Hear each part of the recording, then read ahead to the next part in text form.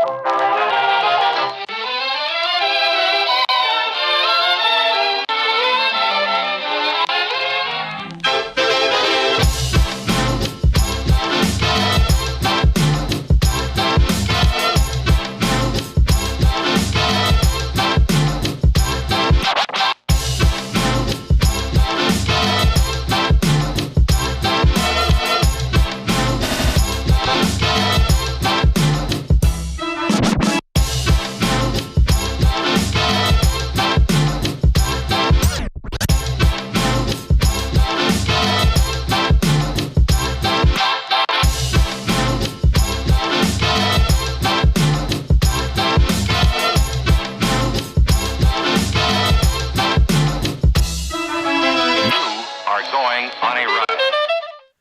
and welcome to another episode of Not Another Podcast featuring Esports Social Club and proudly brought to you by Picklebet.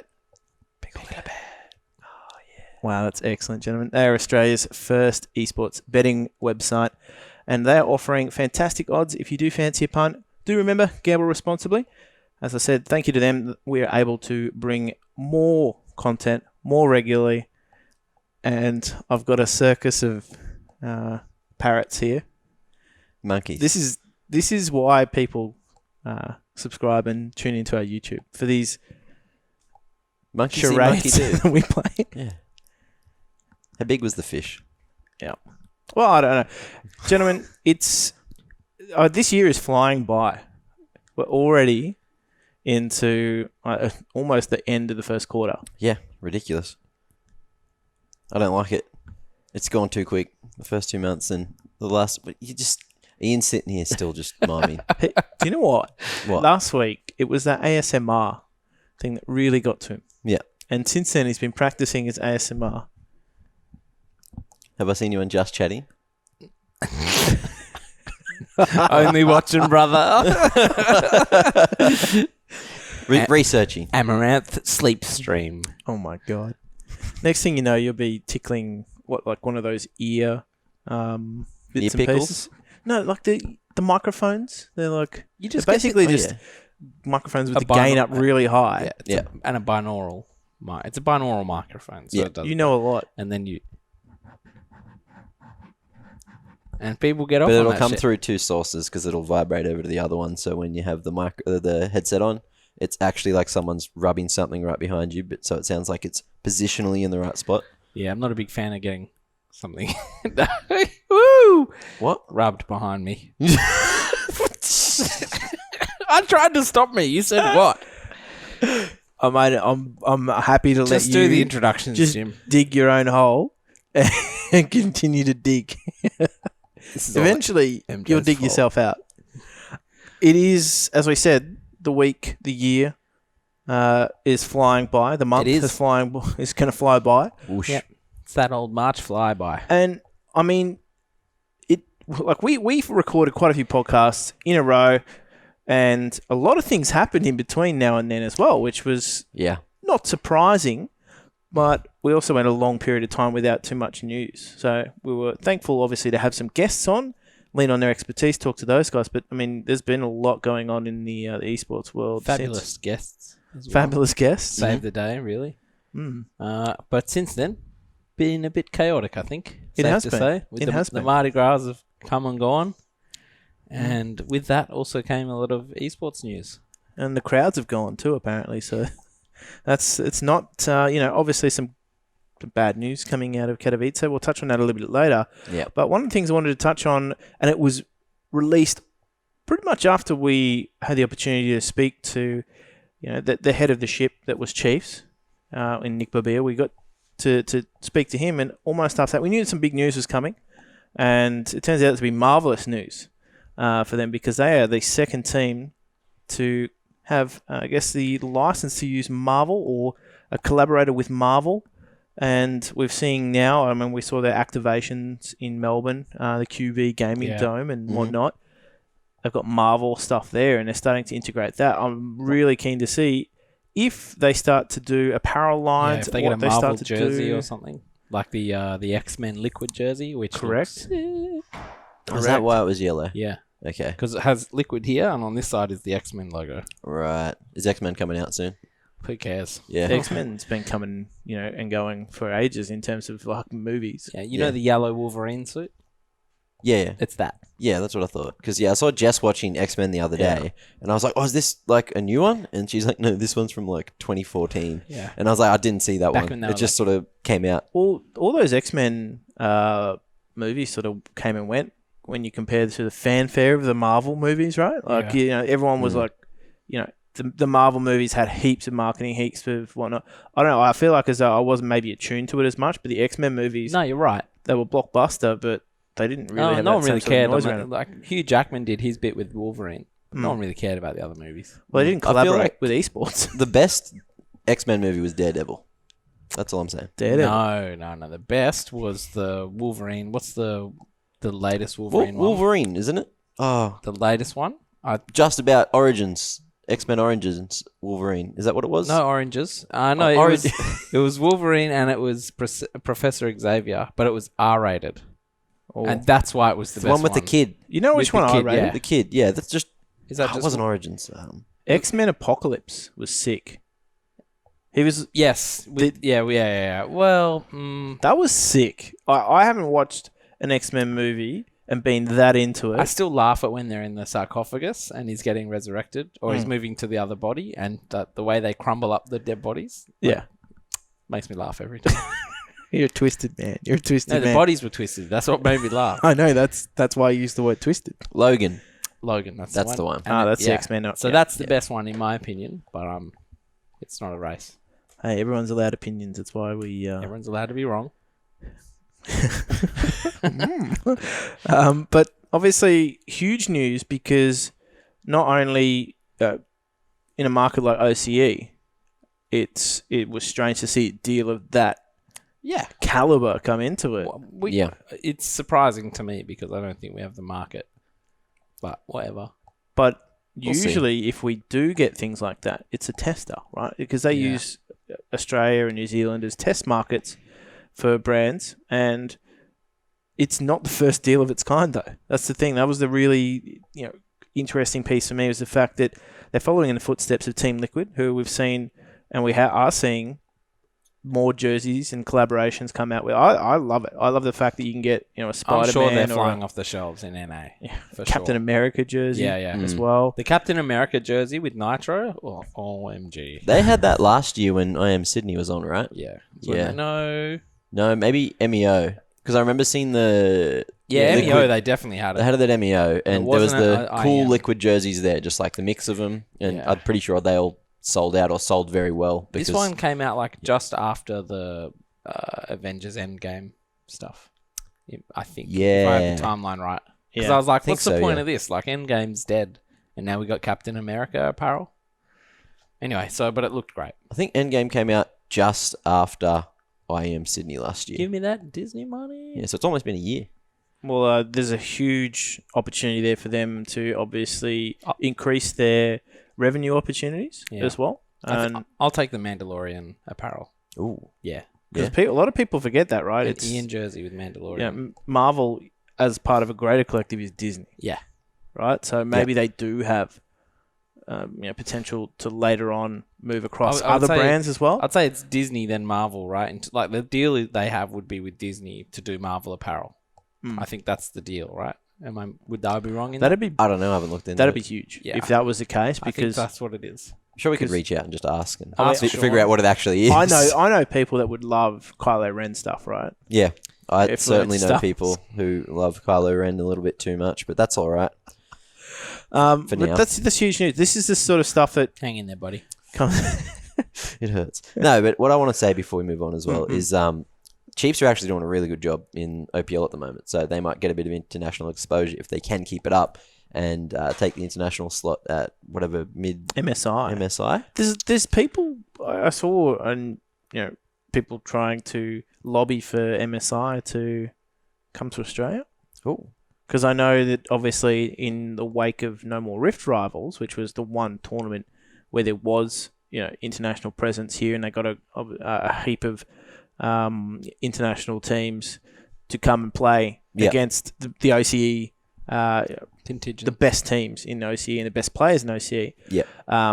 Obviously, that tournament has been scrapped by Riot, but in its place, could an MSI mid-season invitational for them?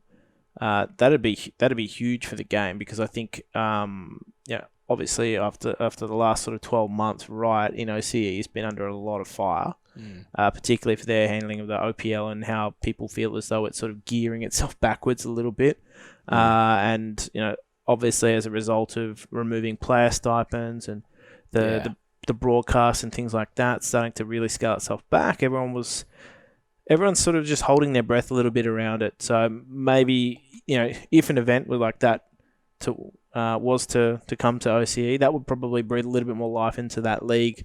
But obviously also knowing that the state that the league is currently in and what Riot faces here might be something they wish to avoid as well. Ain't my thing. Yeah, I'm not 100% sure about it all. So Yeah, look, any event here would be good.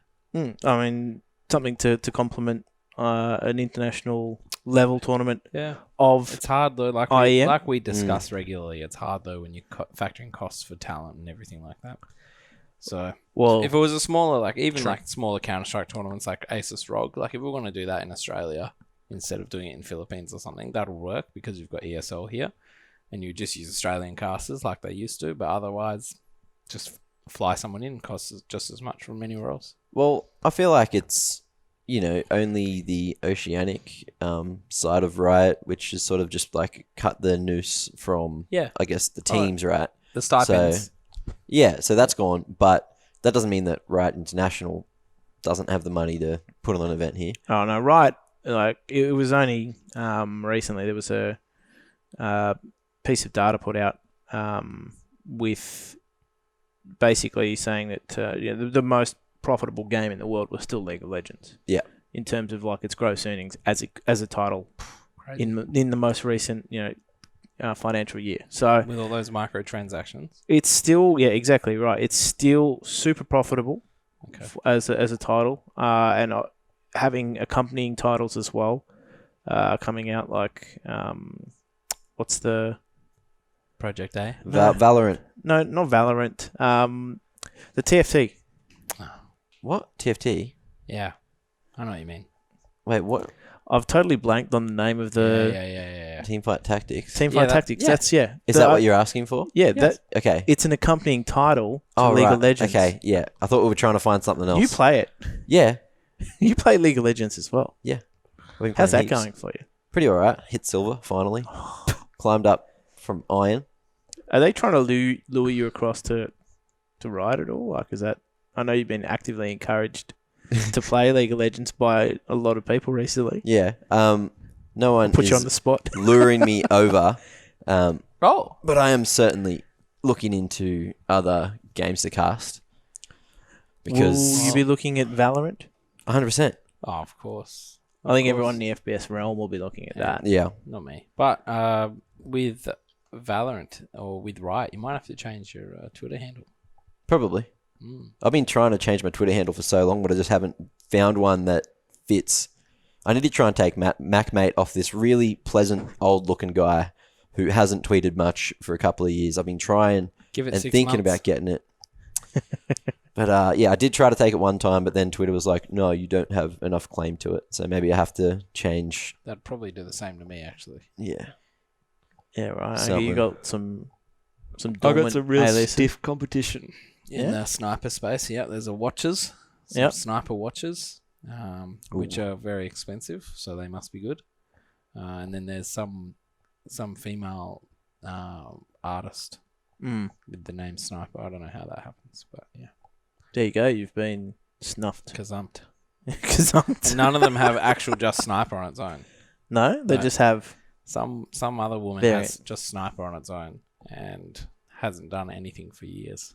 Well, you may have climbed that, but I mean, I think other people might as well. I feel as though they're moving through that list very slowly. Yeah. That's why I was so surprised when I was just reminded that I saw Tux and all the Chiefs guys have got ticks, and I was just like, what? What? That was back when it was. They were. Let's just say, in this region, in esports, they don't. Is very difficult to get verified. That's Even right. the organisations have a lot of difficulty doing so. I was very surprised when I saw it. Because I've noticed it before, but I forgot. And then I noticed it again, and I was like, whoa. What does being verified even get you on Twitter? Just gets you a tick. It just gets you a You tick. just get a tick so people know that you're not actually a fake you.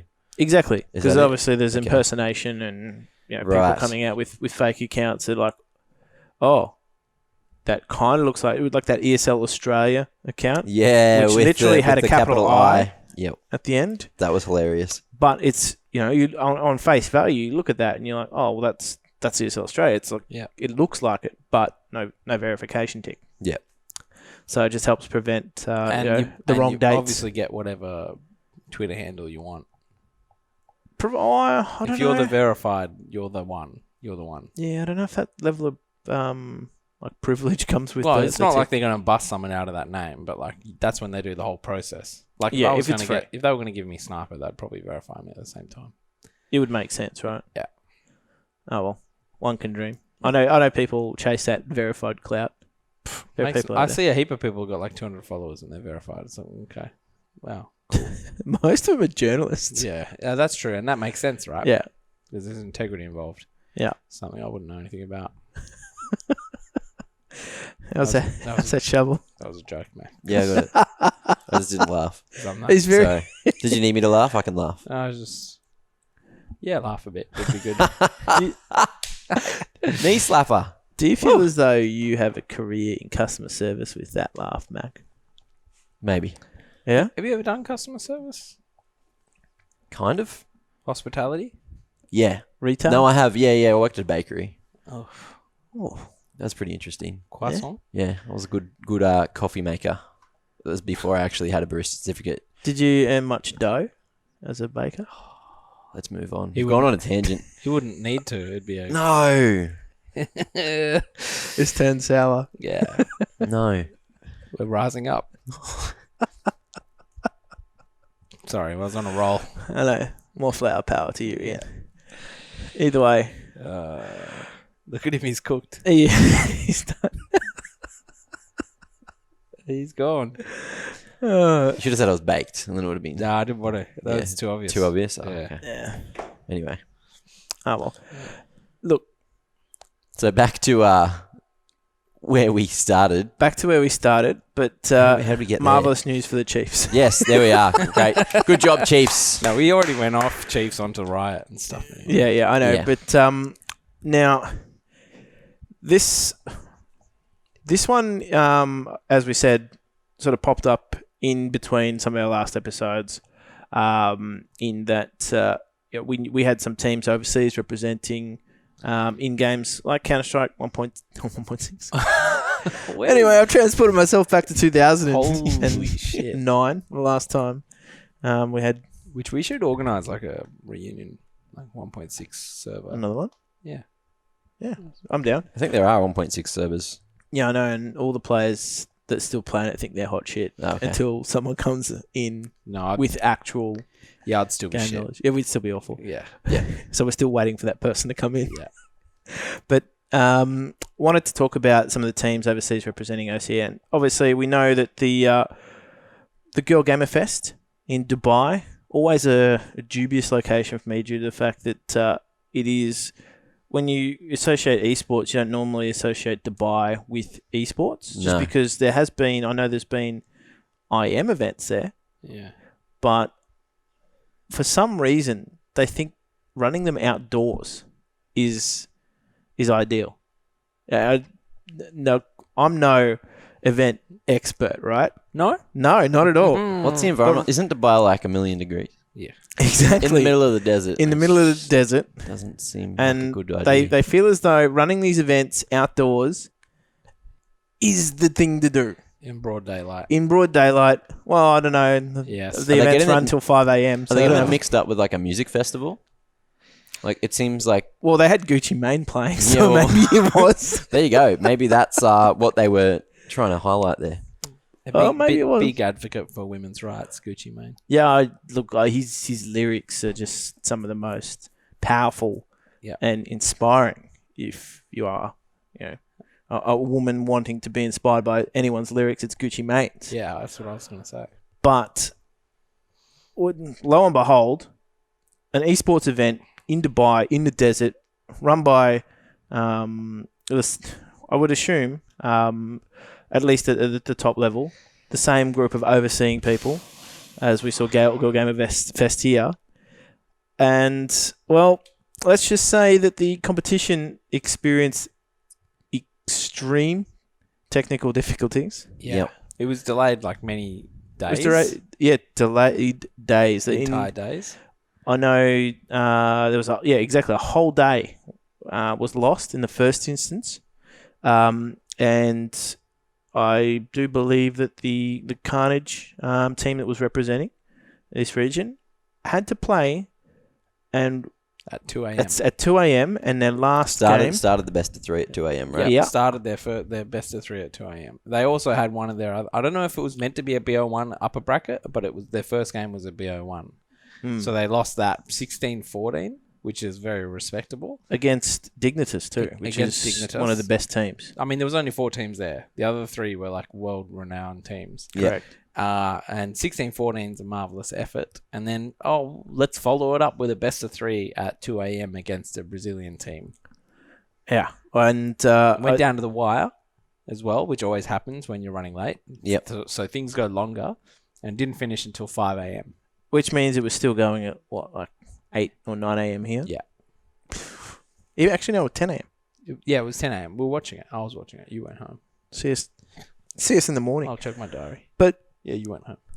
In what world, other than the BYC LAN event world, then they'll like come back in 8 hours or something, 6 hours. What? In what world, other than the BYC LAN event it. world, do games start at 2 a.m.? Yeah. It's not 2003 anymore. They never even did that in 2003. No. Do you remember 2004? There was delays at that WCG that was in Luna Park. And Aaron McNaught was there. I remember that was 2007. Ah, okay. Well, and it's all the same. I had to play that one. Yeah. Because it actually there got was a Steam update. There was a Steam update. There was no internet to the venue, and I do believe that the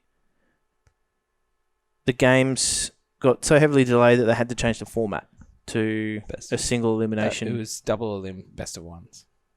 That's what they changed it to. I'm pretty certain. Because I lost 2 games. You must have been lucky. Yeah. All I know is I ended up playing SQL. Some people end up winning it. Some people played one game. Some in people the first played game. one game. We played one game. Yeah.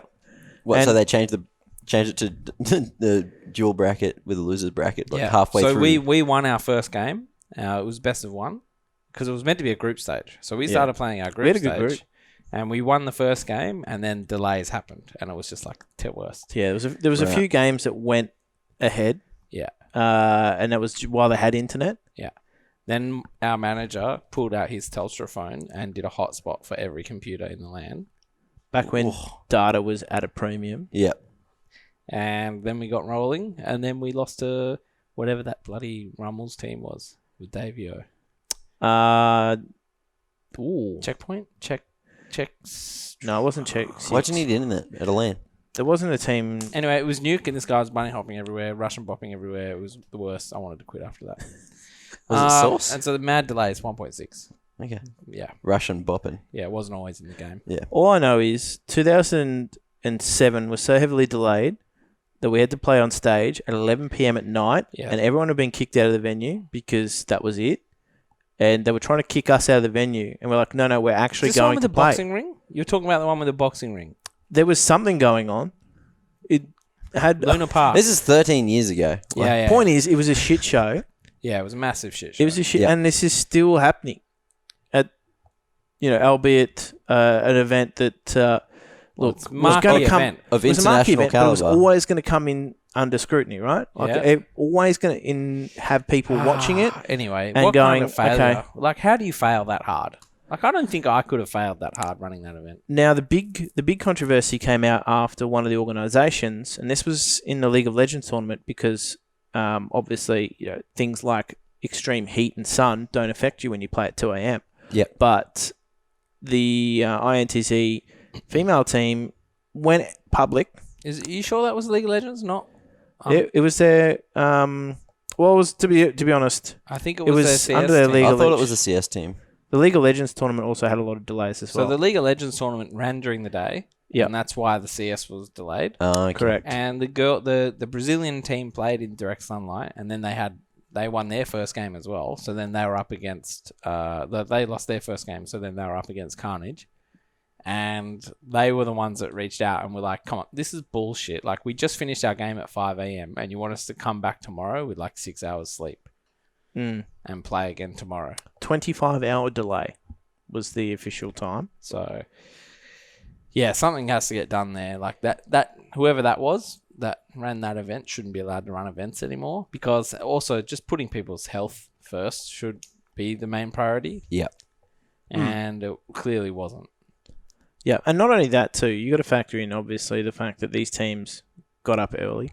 Yeah. For their events. That's as well. the thing. Like, it wasn't as though they were call time 3 p.m. for this event. Yeah. No, it was like these teams were up at 8 or 9 in the morning.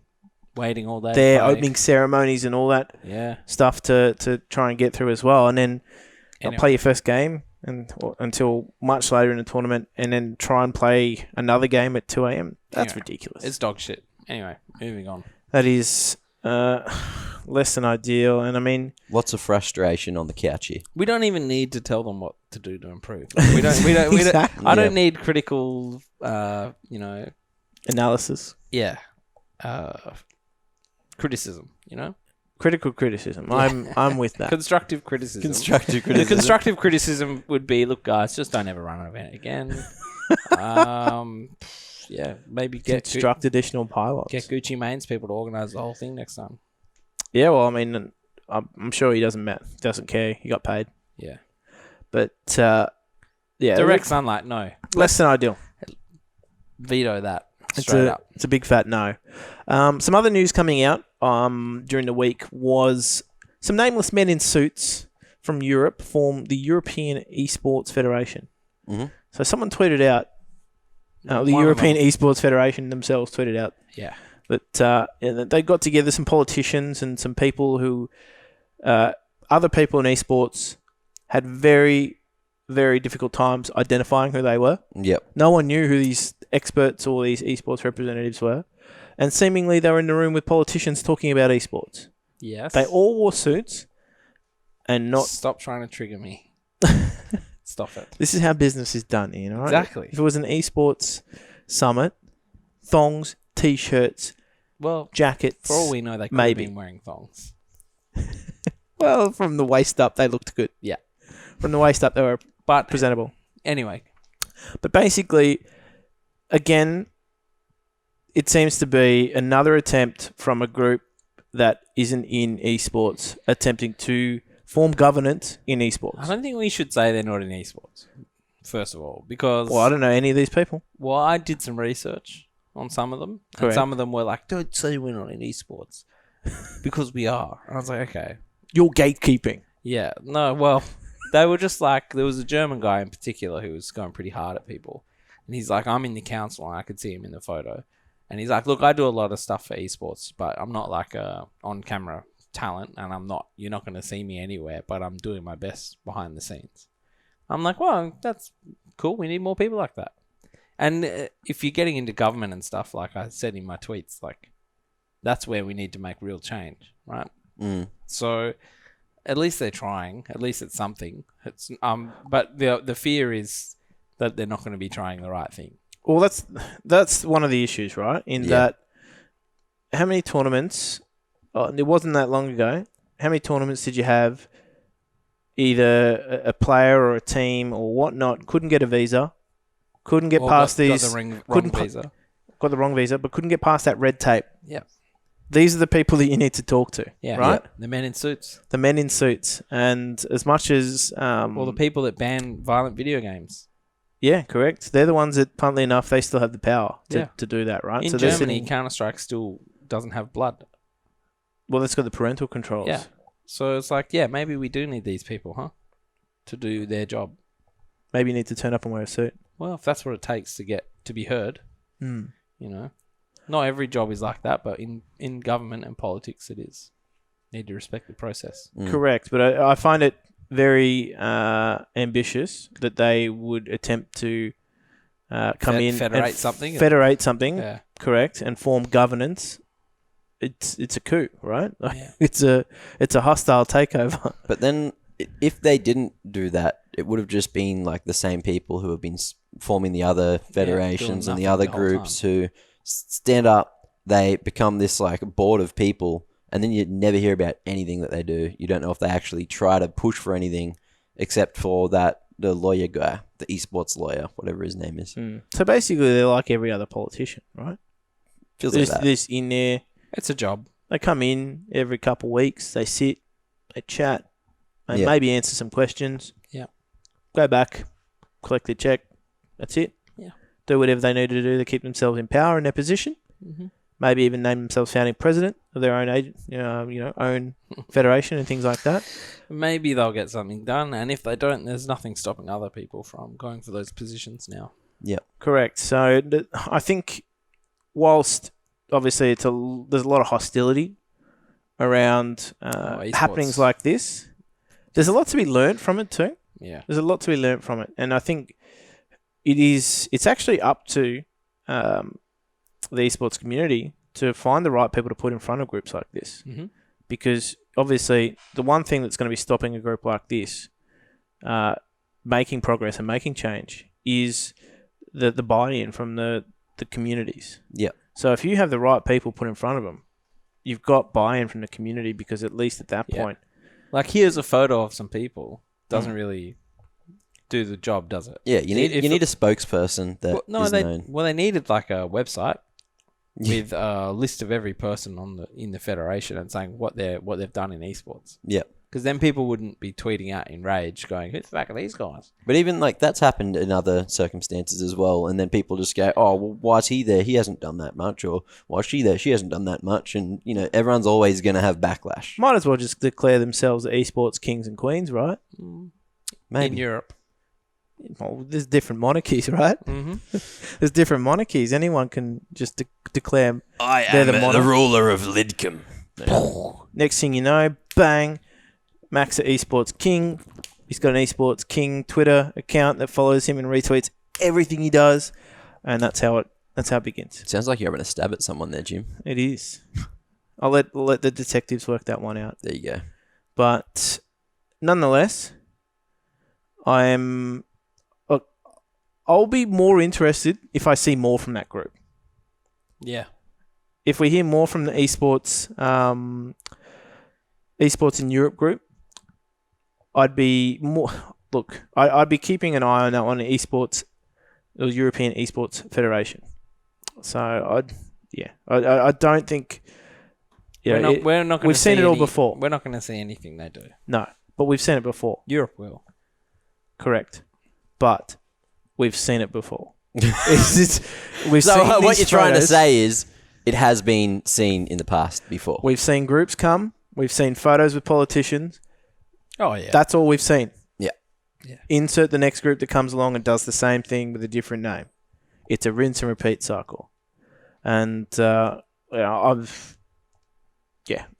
be waiting with bated breath to find out what they do, if they do anything, if we ever see another photo of these guys again. Yeah. But on to the next topic. Before we do, we're going to give a quick shout out to our sponsors with Picklebet. You guys are just nailing that. They are Australia's first esports betting website, and they offer odds on plenty of games. So if you are fancying a punt, do be sure to check them out, and do remember to gamble responsibly. They are supporting Australian content creators as well, and they've been very, very generous in their support of us since almost the beginning. Mm-hmm. Since the pilot. And you may remember them, the company formerly known as Skrilla. That's Picklebet, and they're still around supporting Australian grassroots content, and we're happy to have them on board. Gentlemen, I saw you playing earlier, Ian, a game that has only just been released in beta. It is a Quake-style shooter known as Diabotical, and I mean, we have been lacking for some time a game that goes back to the core basics of your early Quakes, no perks or hero abilities or anything like that that sort of has diluted core gameplay. The game from before Counter-Strike. Correct. Bare bones arena shooters. The granddaddy of FPS. Yep. Quake. Diabotical is based on that. Yep. And you've had a chance to check it out. Uh-huh. Do you feel as though games like that, the non-team based FPSs, do you feel like there's still room for those to be king once again? Well, I mean, look at Fortnite. That's not team-based. That's just one person. That's a battle royale. Can be team-based. They do have team-based like modes. Yeah. But well, so does this. It has solo modes. Where the competitions are in this can be anywhere, I reckon. I think this could be a competitive esport. Well, I think that that's the market, the demographic they've gone for with the look and feel of it and being bots instead of people and everything. They're just ticking all the boxes. Yeah. And it's got that original, that old Quake feel that Quake Live just didn't really capture very well. No, that's true. I actually played a little bit of Quake Live, and it didn't feel the same. It felt very Quake Live or it felt very Quake fake. Champions? Quake Live. Okay, so this is before. Quake Live, honest. This was the first attempt to resurrect but Quake Live was actually web-based. Yeah. Yep. And it ran through your browser. And then they eventually did get a client for it. Yeah. Which improved some people's performances. But, it just felt like there was just no substance to it. Quake Champions, I played a little bit of that.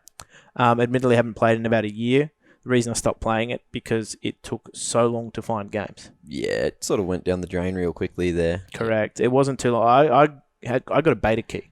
Unless you're a around hardcore 2017 player of the Quake scene, you pretty much picked it up, went, yeah, nah, and then just dropped it because it just didn't have replayability. Well, it had like we were watching some Quake at Katowice, and there's a lot of champions now that are in the meta that I had no idea that hadn't existed when I played. Well, this that new one with the invisibility, that's new. Nyx, yeah. And but yeah, having heroes or champions, whatever you want to call it, in a FPS, like it's a bit like another game that's coming out soon, kind of just ruined the whole Quake thing. So it was too much. Just didn't need to do it. And so Diabotical's just gone back to the core. They've got this new thing with you've got a special ability grenade that you can get, and this is only closed beta. So it's like, yeah, see how it goes. That's all. That's the difference that they've added in. They've added this new weapon that has like a utility. Yep. And there's a dodge button, which is like a fast strafe in whatever direction. Yeah, you can change direction instantly, I think. Yeah, but not if you're in the air. But either way, that's all they've done. That's all they've done. Everything else feels like Quake, looks like Quake. Not even just Quake, but Unreal Tournament. But they've opened it up to the community, right? And gone, do with this as you want. Like I think that's safe to say that's the basis. That's how we started of all esports, right? Like getting the community buy-in and getting a huge, active, buzzing community to support a game has just it's been key. Don't get me wrong. Like it doesn't guarantee esports status. Doesn't mean the game will make it. No. One thing they've done is they've incorporated the ability to just run your own competition straight off the bat as well, built into the game. I think that's what they were doing down at the Chiefs activation at QB. Right. They were playing Diabotical today. Yeah, but do you know if they set it up as a competition or they were just running games? Yeah, I think they ran it as a competition. That would be cool. I think could be talking out my a-hole. I've seen a lot of crap on Twitter today. To be honest, great activation that involves a new game in beta. Yeah. Yeah. That's perfect. That gets, and it's like a raw 1v1 game. Like, we try to have these activations. I remember Avant was doing them at Harvey Norman's. Like, 1v1 aim duels. Like, CS just ain't about that. And this game is all about that. Yeah.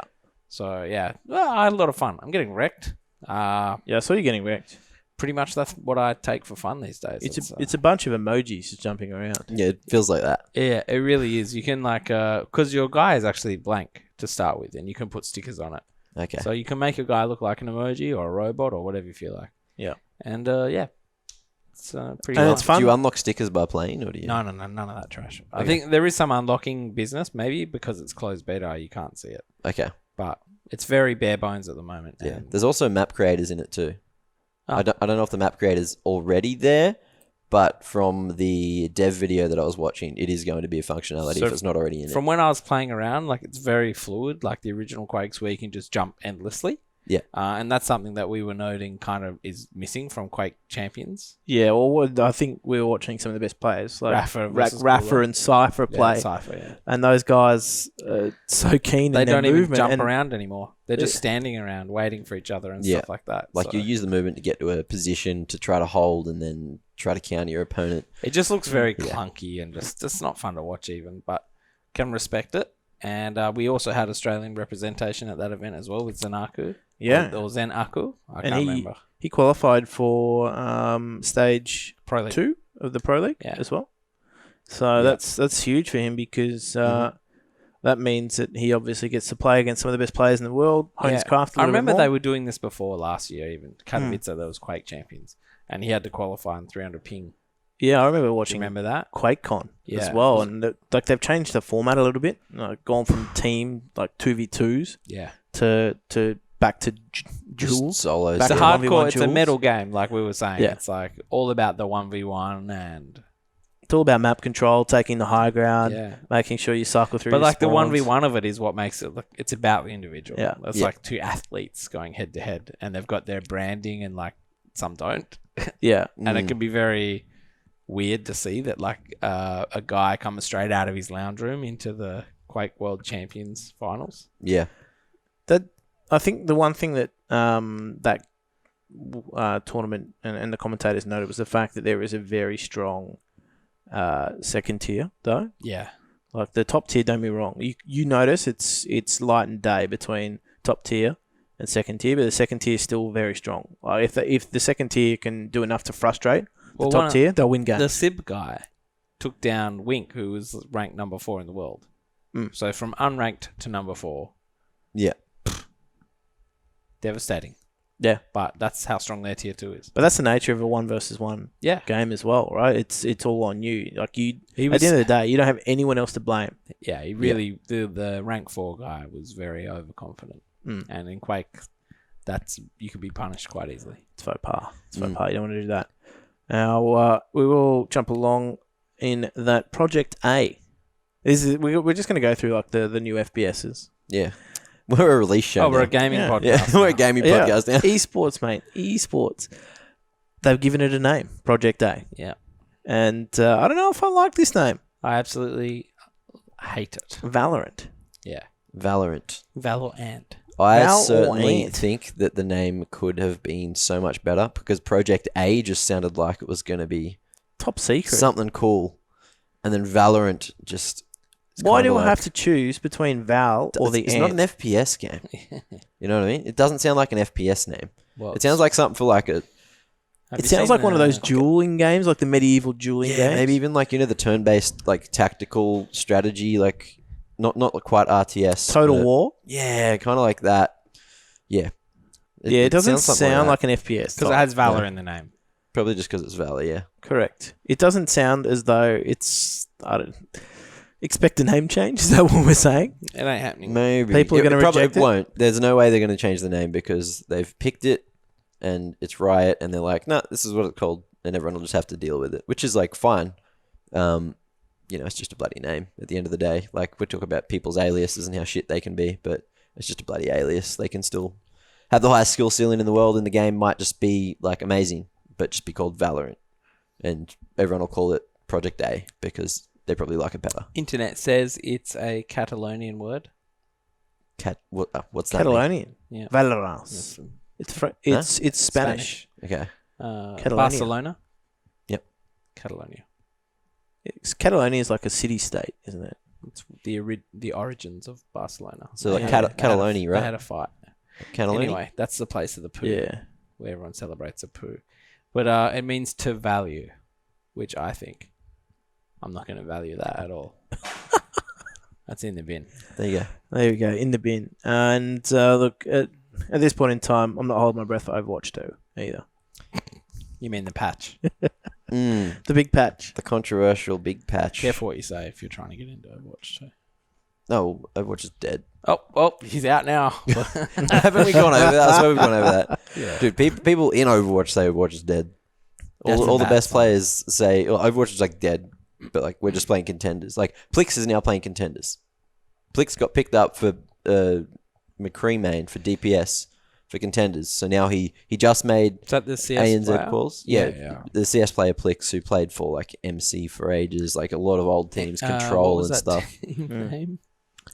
Amy Fukada fan club. Yeah. So Amy Fukada is a adult actress. That's a real person. Yeah. Oh, I thought it was. Well, just it's maybe his screen name, but I I was like, "Who's Amy Fukada?" And then on stream, quickly just googled, "Oh, I wonder who this is," and then didn't do it on stream. Did them on my phone on stream In incognito. Like, of course. In incognito. I would have thought Amy Fukada would be like Avocado. the name of an anime series. So I would have been looking in the wrong place to start with. Yeah. Yeah, I'm not touching that one. So anyway, cool. Yeah. So he's playing that, but that just goes to say, like a CS player that plays a whole bunch of Overwatch in his free time as well. We're gonna get to those quals aim-based hero. I mean, let's down the track. Is it okay? We talked about this a while ago. Remember? Yeah. With players that we did that. Yeah, thanks. That sentence. Where is it? I'm trying to find it. Let me. I can't find it to finish it.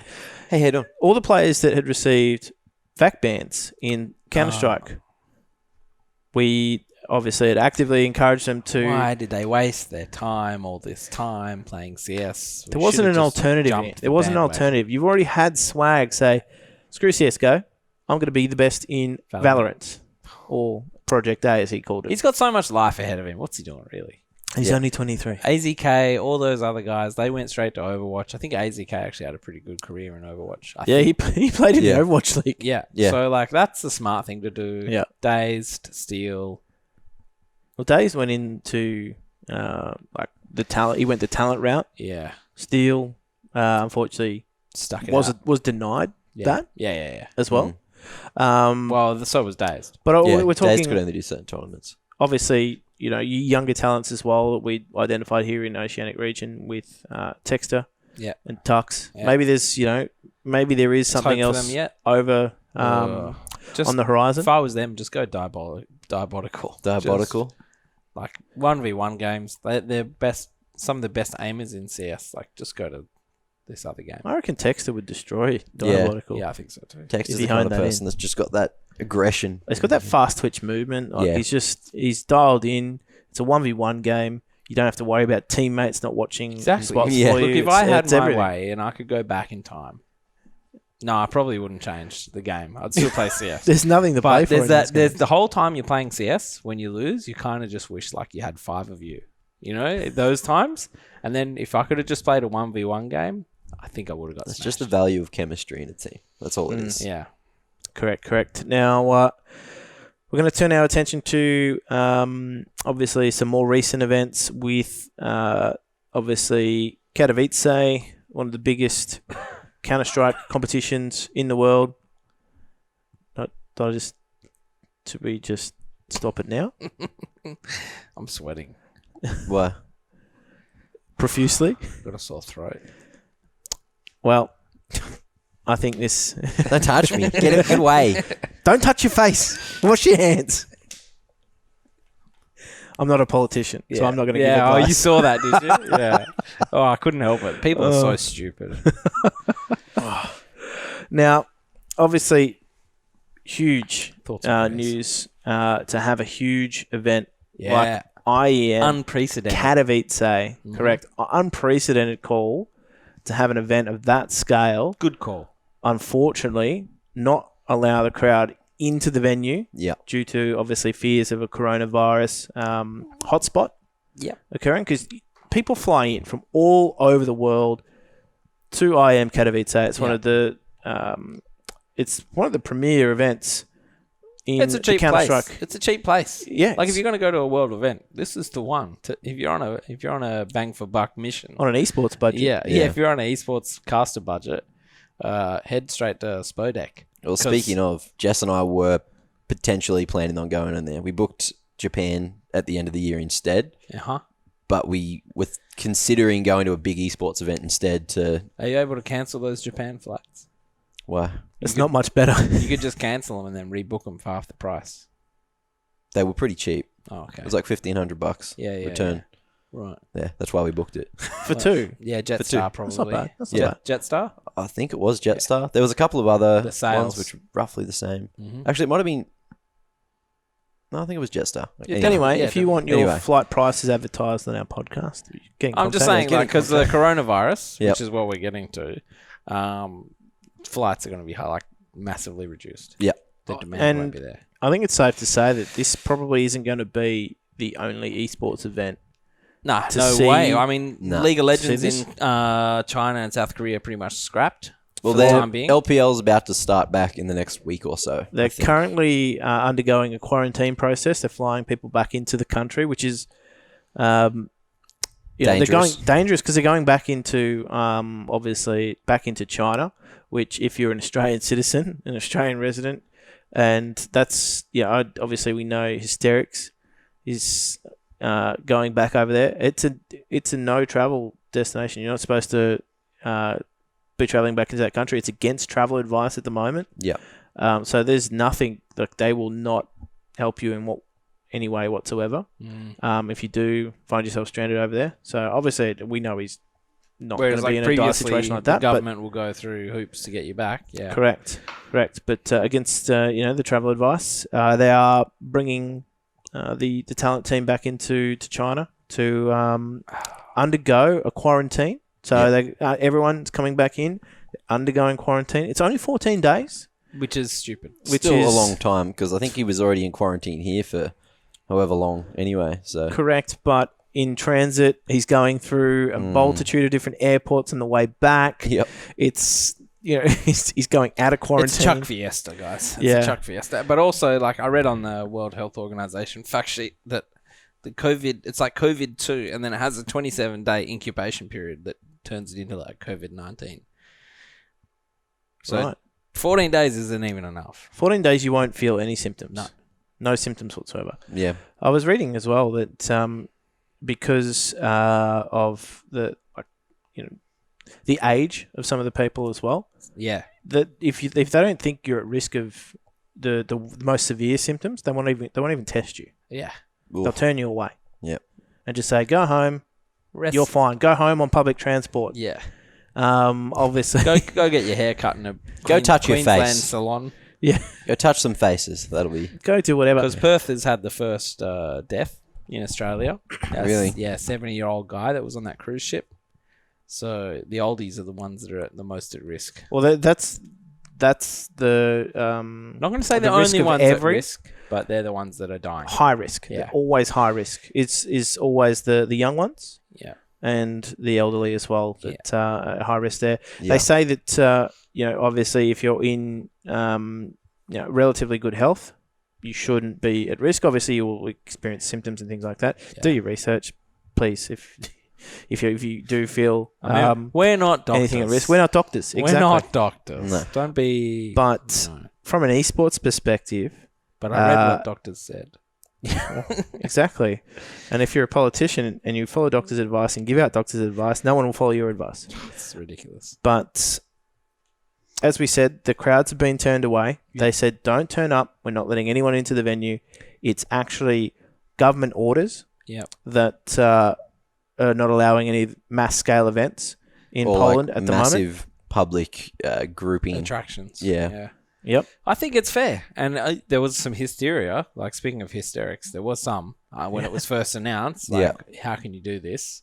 But guys, it's like when you're on a plane and they go, look, we're going to land early because there's smoke in one of the engines. Like, so you don't die. Yeah. Preventative measure. And everyone's like, no, I've got to get to where I'm going. Well... You might not get there. So just shut up and sit down and deal with it. And I know people are very heavily inconvenienced by this, but what would you rather? I think it's for your own good. Yep. Yep. Now, in the wake of this, ESL have turned around and said, guys, obviously unfortunate situation. Yeah. Nothing we can do out of our hands, not our call, but please do everything to support this event online in any way As that if you we can. weren't going to. Like, we were always going to support. No one's going to boycott the event. No, online. correct. But the reception has been insane. Yeah. Like the numbers that on streams at the moment, and viewership in like engagement on Twitter and all those other spheres has just risen to the occasion. I think really because the main concern there, if I'm ESL and I'm running the event, I've just said everyone go home. I'm not getting any merch sales, the whole venue, everything like that, no income. So the only thing they can really get now is just eyeballs. And they've got to really hit home on that, and they did. And I think it's been getting some really strong viewership, especially the Polish stream. Yeah, it's safe to say that the Polish public as well. Yeah, they turn out for this event every year. Yeah, every year, and a lot of the stream viewers would be in venue. Otherwise, did you guys see the tweet that Carmack put out with the asking for a friend? It's like, so just out of curiosity, where is everyone watching? Oh yeah, I did see that. Where is everyone currently watching? Like, I am Katowice, just asking for a friend. And then everyone was like saying this like gaming bar or like bar that's there, which is like a sports bar or something. Right. But it was just like the lowest key way to say, hey, look, everyone can see where people are going to watch it. If you're in Poland, yeah, go to this place if you want to hang out with other people and watch this. Legally, you're not allowed to say that. Yeah, obviously. So it's good that Carmack's trying to do his best. And even, did you see his little spiel when they first found out that it didn't happen? How he went on stream and was like super apologetic. He was trying to be super apologetic. I think everyone really knows Carmack over the years. Yeah. Like, he's full of empathy and for all this sort of stuff, and he does some really great speeches. So yeah, no surprise really, to be honest. Yeah, that was really good. It's good to see that the reception has been exactly what was needed and as requested. Yeah. So the event's been supported. CS and isn't toxic. It's correct, but I think it's safe to say this is not going to be the only event. Definitely not. That will be affected by this. I don't know what's next though, because it's a while away. IEM Melbourne's August or something, isn't it? September. Yeah, August, September. End of August. So it's August 22nd. Pretty much September. Yeah. Pretty much September. Almost. So we're still a while away from that, right? Yeah. Coronavirus just got upgraded to very high risk. Ugh. So we've got some time yet. So, like... Well, AO still ran. And there was like one case of coronavirus in Melbourne or something that had happened. So. You're not going to stop tennis. No. Nothing stops tennis. Yeah, sporting events. Boomers. Difficult. To be honest, I'm surprised that they haven't made that call with anything of like the PAX it's only going to be now. Right? Yeah, like that's what we should be worried about. Although PAX is October. Yeah, PAX is after. A bit further away. But I'm talking like in the US, right? Like PAX East. Oh yeah, PAX East. I can't believe PAX East went ahead. But then again, that's America. Like, they've got their head in their sand. Yeah. Just like Italy and all the others and Iran. And now they're like suffering big time because they didn't take it seriously. Well, America's like split, right? You've got all the people who are like going into hysteria, like, oh, we've got to go to Costco, we've got to buy as much things as possible and get ready to be locked down. And then you got the other ones that are like, ha, it's just a common joke. Cold. What's like going on? The people that get told by the politicians, guys, stay inside, like, don't do all these things, and then like, ha, it's just politicians, just bullshit, and then just go and do it on purpose. It's fake news because of the elections coming up. Everything's about the election for them. Yeah. So they're just like, the Democrats want us to stay home. Yeah. So it's like,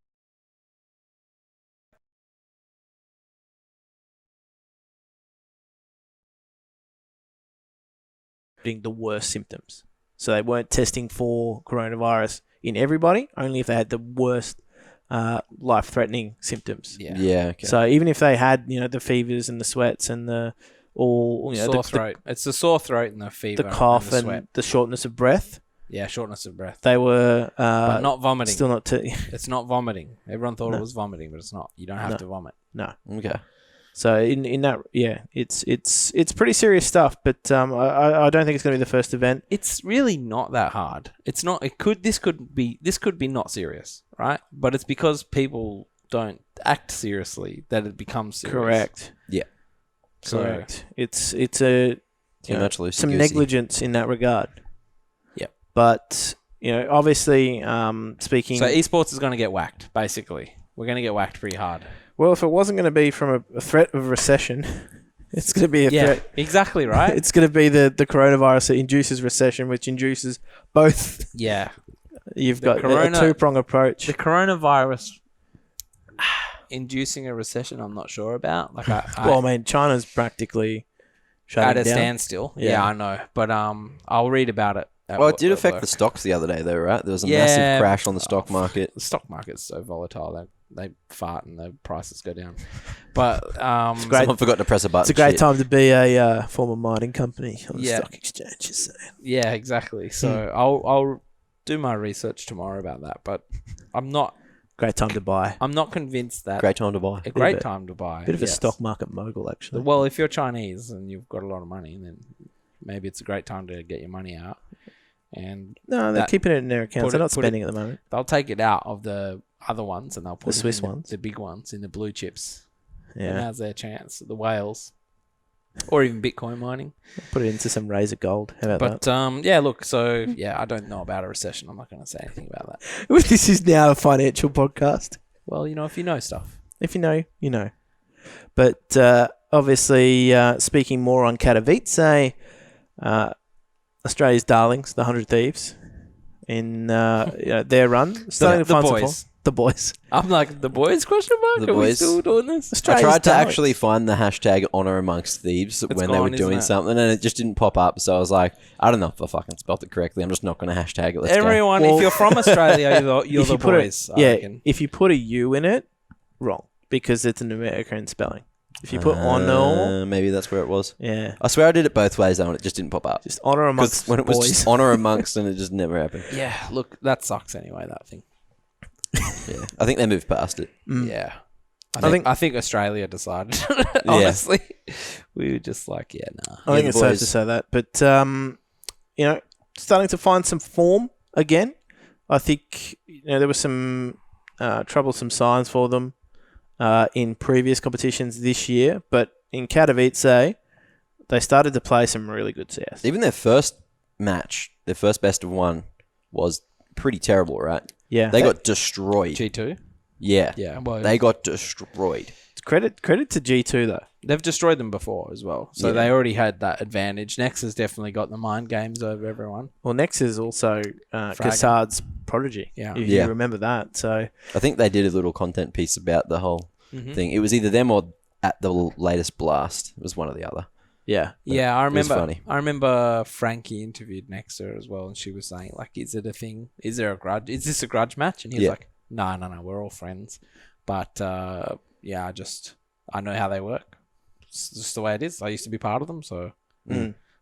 He's like, the only rivalry now is me and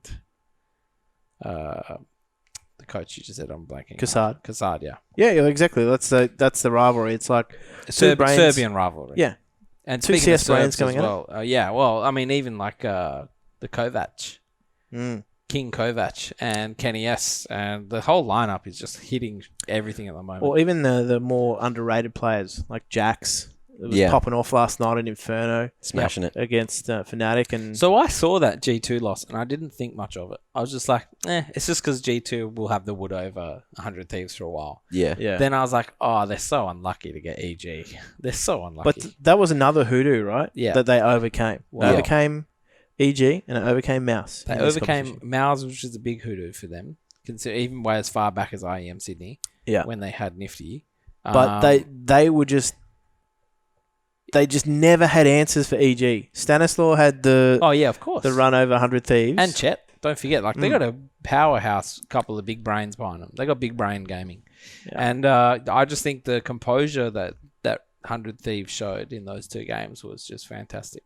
Yeah. And then to go out to Fnatic as well in 16-14s. It was overtime. Both games, overtimes. 19-15 or something. Yeah, but that Inferno game, they were up against it. Oh, that was so They had to come back. There were so many rounds where like they should have won, but there's a couple where they lost to pistols, and it was just like, fuck. So there's that mental break, close. Yeah. Just the way that G2 and Fnatic and that had traded they out had against such a terrible T side. Their CT side was really, really good, which got them back in the game. But because they got nothing, I think it was 4 rounds on the T side in the first half. It was just like, there's no coming back. And then they did, but then they couldn't do it again in that. They came up against some rosters that were on point with their trading on T side. Yeah. They've come up against these 3 rosters that are all top 10, top 5 even. Yeah. Because Fnatic are playing top 5 level.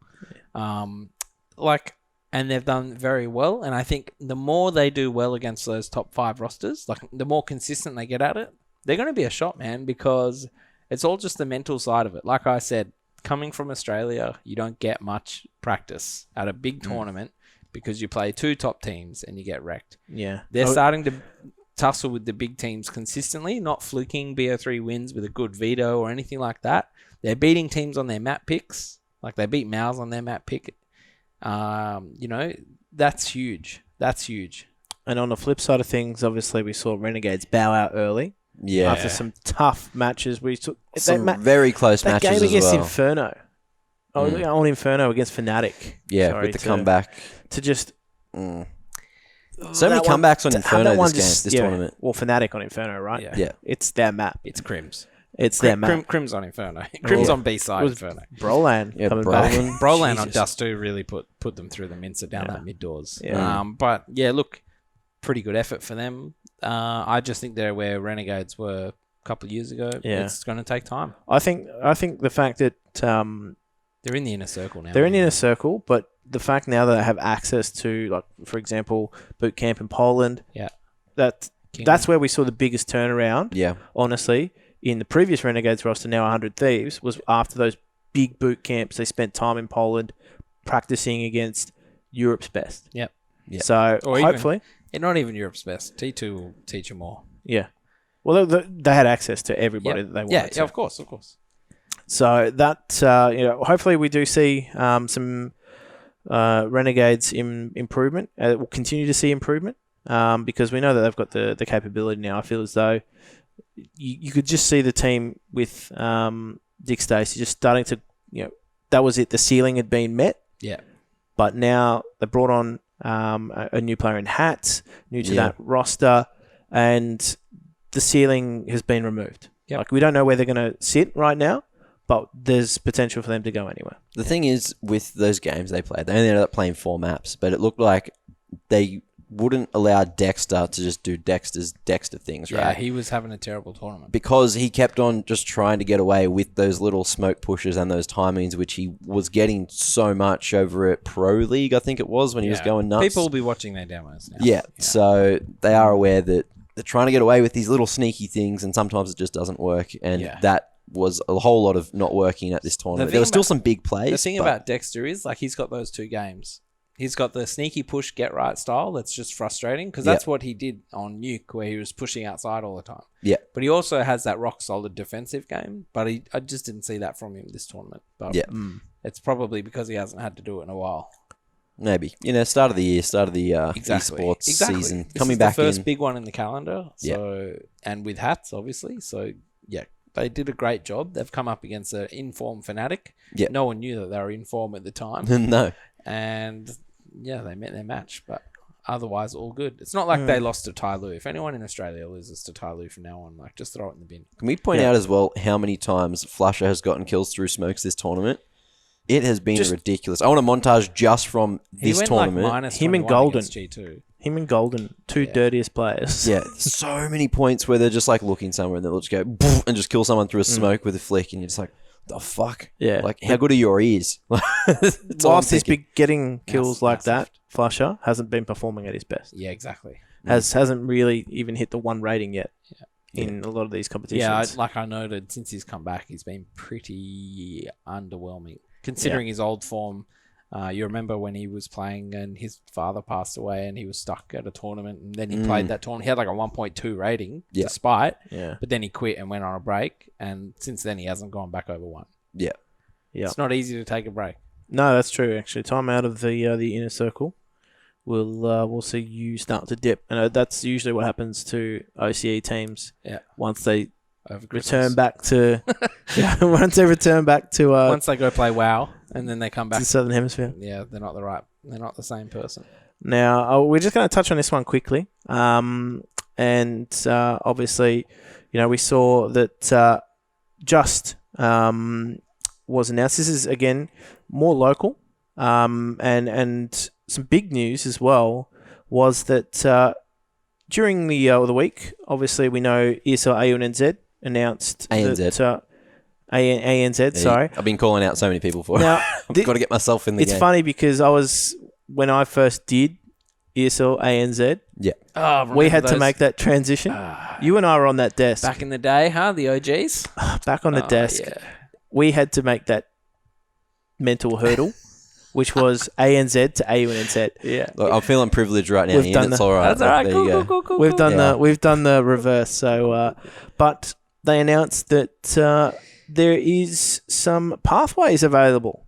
Yep. With our winners going to a DreamHack Open. They haven't stated which, Yeah.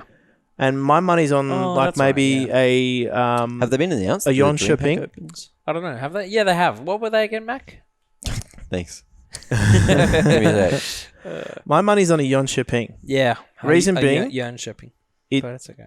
Yon shipping. Yearn shipping. All right.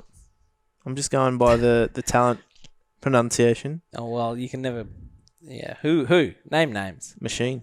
Oh well. Okay. Well, sorry, machine. Stops in 2020. It's yearn shipping. Yeah. So DreamHack opens. So Anaheim and Leipzig have both gone. You've got Valencia, which is on the 3rd and 5th of July, Yes. which might fit the schedule. But yearn shipping is just winter. It's DreamHack winter. Yeah. So it's like, But that's they're one of not going to move it. that's one of the big ones, right? Yeah. That's a big You DreamHack. can't move DreamHack winter. No. That's tradition almost. So it'll be summer. If it's going to be, if it's not announced yet, or if it's like, because summer hasn't got a location announced, I don't think, and so it would kind of make All the sense opens have announcements. Look. for locations. Yeah. So it's Leipzig, Anaheim, Valencia, Montreal, Rotterdam, Hyderabad. Hyderabad. There you go. Winter and then Sevilla. Winter. Yep. Just says winter. Yeah, it just says winter. Yeah, Doesn't say so- where. Oh, come look. Yeah. What's But that's summer? like in September. Oh, this doesn't have summer on here, mother. Wait. When's winter? Does that overlap with November IM? 27, 29. No, it doesn't overlap. No, the reason I say that November, is sorry. it's around that time. Yeah. Like it's around about a When- month or when is so summer after September? like ANZ normally finishes up in the year. So it's about that. This calendar's too stacked. Now, correct me if I'm wrong, Mark, but there's only been one title announced for ANZ CS. Yes, only one announced. So we don't know what if any, if there are any other ANZ titles. I can tell you that there are other titles. I can tell you I'm not allowed to gonna tell lead- you what they are. It's going to lead into my next. It's going to lead into my next segment because I think it's. Tell you there's more coming. Well, There's they more used to coming. do Dota. they did Dota last season. Yeah. They've done Yeah, it was- Rocket it was League in Do- previous It was Dota seasons. and PUBG. Yeah, But PUBG is but they've done yeah, PUBG different games. It's gone a whole different way. CS:GO's been the staple, and there's been other games, but not with the level of consistency. But there was the Dota regionals announced. But there's also that was my next segment What was the other one? because What's just come back that Mind Freak picked up someone. Wait, what are you talking about? you're talking Rocket League. Just give me a second. I'm in my mind palace. They picked up contenders.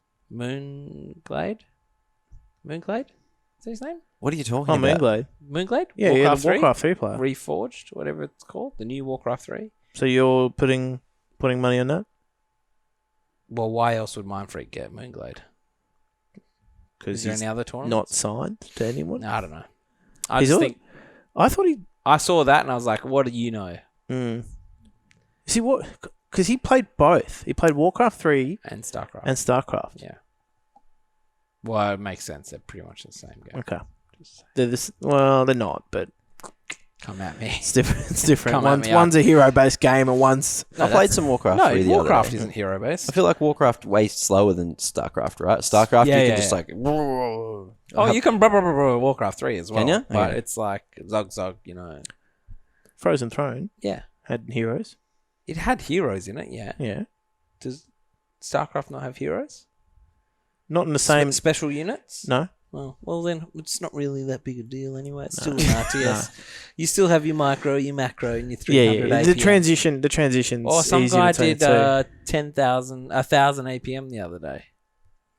two. Genuinely, Yeah. because there was a guy at Ozcraft Yeah. who was hitting like 750 APM, Yeah, there was a and guy. everyone was like, "This guy he's just cracked out." All of right, his you do mind. your thing and Yeah. I'll do this because I read stuff and then I. He was also hitting in a game where he was only using the mouse, hitting something like 300 APM. Really? Yeah. That's a whole lot. To be honest, it only averages over like They've 10 got some seconds, OCD but whatever. tendencies where they're like this and they're just flicking between units. I wonder how many I'd go through when I was playing KZ. Yeah. I feel like I'd go through a fair you got to few. wonder, like, when you're hitting such high APM, how accurate some of their actions are. Like, whether or not they're grouping and ungrouping people quickly enough, or Yeah. or they've got the control groups right. But, man, it's been a while since I even ventured into that game. I was great at single player. Yeah. I want to try. I want to get a couple of the boys together and play some Old games? Warcraft 3. Get on. Does Board Aussie exist anymore? There's what? No, I doubt it. Is that The old original? website? That's where Dota was born. Yeah. Yeah. So basically, it used Board Aussie was like a private network Right. Okay. on like I can't even remember. there was the name of Hamachi, the- which Hamachi, yeah. simulated Oh, Hamachi. via Yeah. online. It was like it was an invite. Board Aussie was a network. It was like LAN online, right? Yeah, It was it was an invite to that network. I of got a players. feeling it was Dario, the Liquid TLO guy, but I can't find it somewhere. Tilo. I remember because we had to use that for Command and Conquer. A couple of my mates played Red Alert. Yeah, yeah. That was fun. We had like a LAN party and everyone had to like download Hamachi and set it up to play Red Alert. That makes sense. There's also a mod released called RA something. Open RA. Have you played that? No. I remember hearing about it. I haven't played it. Yeah. But So Open RA is basically the open source version of all those Westwood games. yeah. So like your Command and Conquers, your Red Alert 1. Yeah. I don't know if they got Red Alert 2 on there yet, but they've also got like the Tiberian Sun games as well Yeah. as June 2000, which is sick. We're just like dipping straight back into the Harkonnen oldies. killing it. Ooh. Can't find it. But we digress. But only one title announced so far, so they're yet to announce anything else. Not that far away from the start of the season, though, for AUNNZ. Yeah, well, qualifiers happened yesterday and today. I think the final one's on right now, which Jordan's probably casting. Oh, I've cooked myself. It wasn't APM. It was MMR. Never mind. MMR. 10,000 MMR. Okay. Forget it. Oh, 10,000 APM, you reckon? Oh, Yeah. jeez, that's some. Yeah. I said 1,000. Oh, so it hasn't started yet, but the final qualification spot's going to go to either Paradox or Sky. Wait, no, Paradox and Skyfire. Is that? Oh, it's a seeding match. Okay, there you go. So they both qualified. So that game really doesn't. Oh, it's a so seeding match. Are we yeah, they're did you playing. guys, while I was doing that, do you transition into the quals, open quals? No, not yet. Oh, okay. But ANZ? we can do that right now. Yeah, we can do that. What so were you suggesting would be the other game? StarCraft? For Oh, ANZ? I like. That'd be cool. Let's just say that Moonglade is a StarCraft personality. Yeah. So I don't know.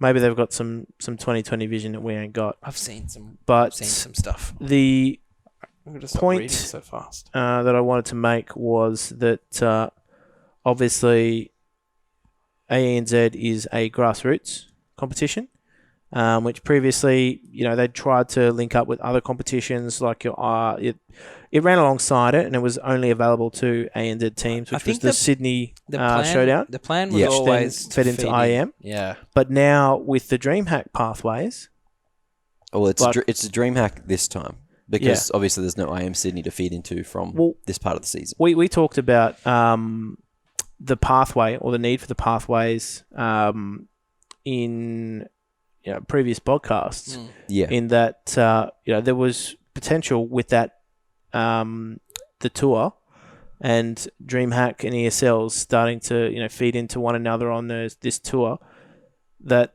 there was also potential for like the more localized especially leagues. with the locking down of the tier 1, but almost like franchising / exclusivity of tier 1. How do you get in there? Well, yeah. Well, this is the only way it makes sense. And Yeah. AUNZ feeding into a DreamHack Open doesn't necessarily have to be in Australia. It could be anywhere in the world. But it would be essentially the same as like when we used to try and qualify for DreamHack and stuff like that. Yeah.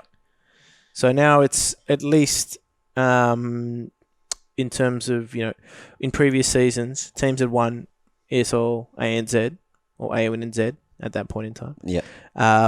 But that was it. Like, that was where the pathway stopped. Yeah. And now, at least, there's potential for them to go further. So, I wouldn't say that, we've had surprise winners of ESL, AUNZ competitions. I wouldn't say that there's been surprise winners. Like, there's... Chiefs was a surprise for me. Do you remember when Chiefs won? Which one? Up in I think it was Comic-Con or Supernova in Brisbane. Oh, Chiefs winning Supernova against Greyhound. Yeah. Yeah, that was a mad surprise because they beat them in the group stage. That was first. with Moe and everything. Yeah. And that was when like Tainted Minds were. But that was a different Greyhound. Yeah, Tainted Minds went home early. Order got knocked out early as well. Was it a different Greyhounds, my guy? That was Sterling. Sterling Greyhounds. Yeah. Well, That was the only difference. It was a different. It was when Grat was still there. It was Grat, which is even more crazy. But it was the Moe Chiefs. So it was just a mad upset. That team, I don't know, like they hit some strides. With APOC. You had, they had infrequent. Did they? Yeah, they didn't. They had Frequent, Texter Tux, Moe, and... Yeah. You going to tell me it wasn't APOC? Yeah. Could have been APOC. Because Tatum Mines had Yam. Offnu, Zusi.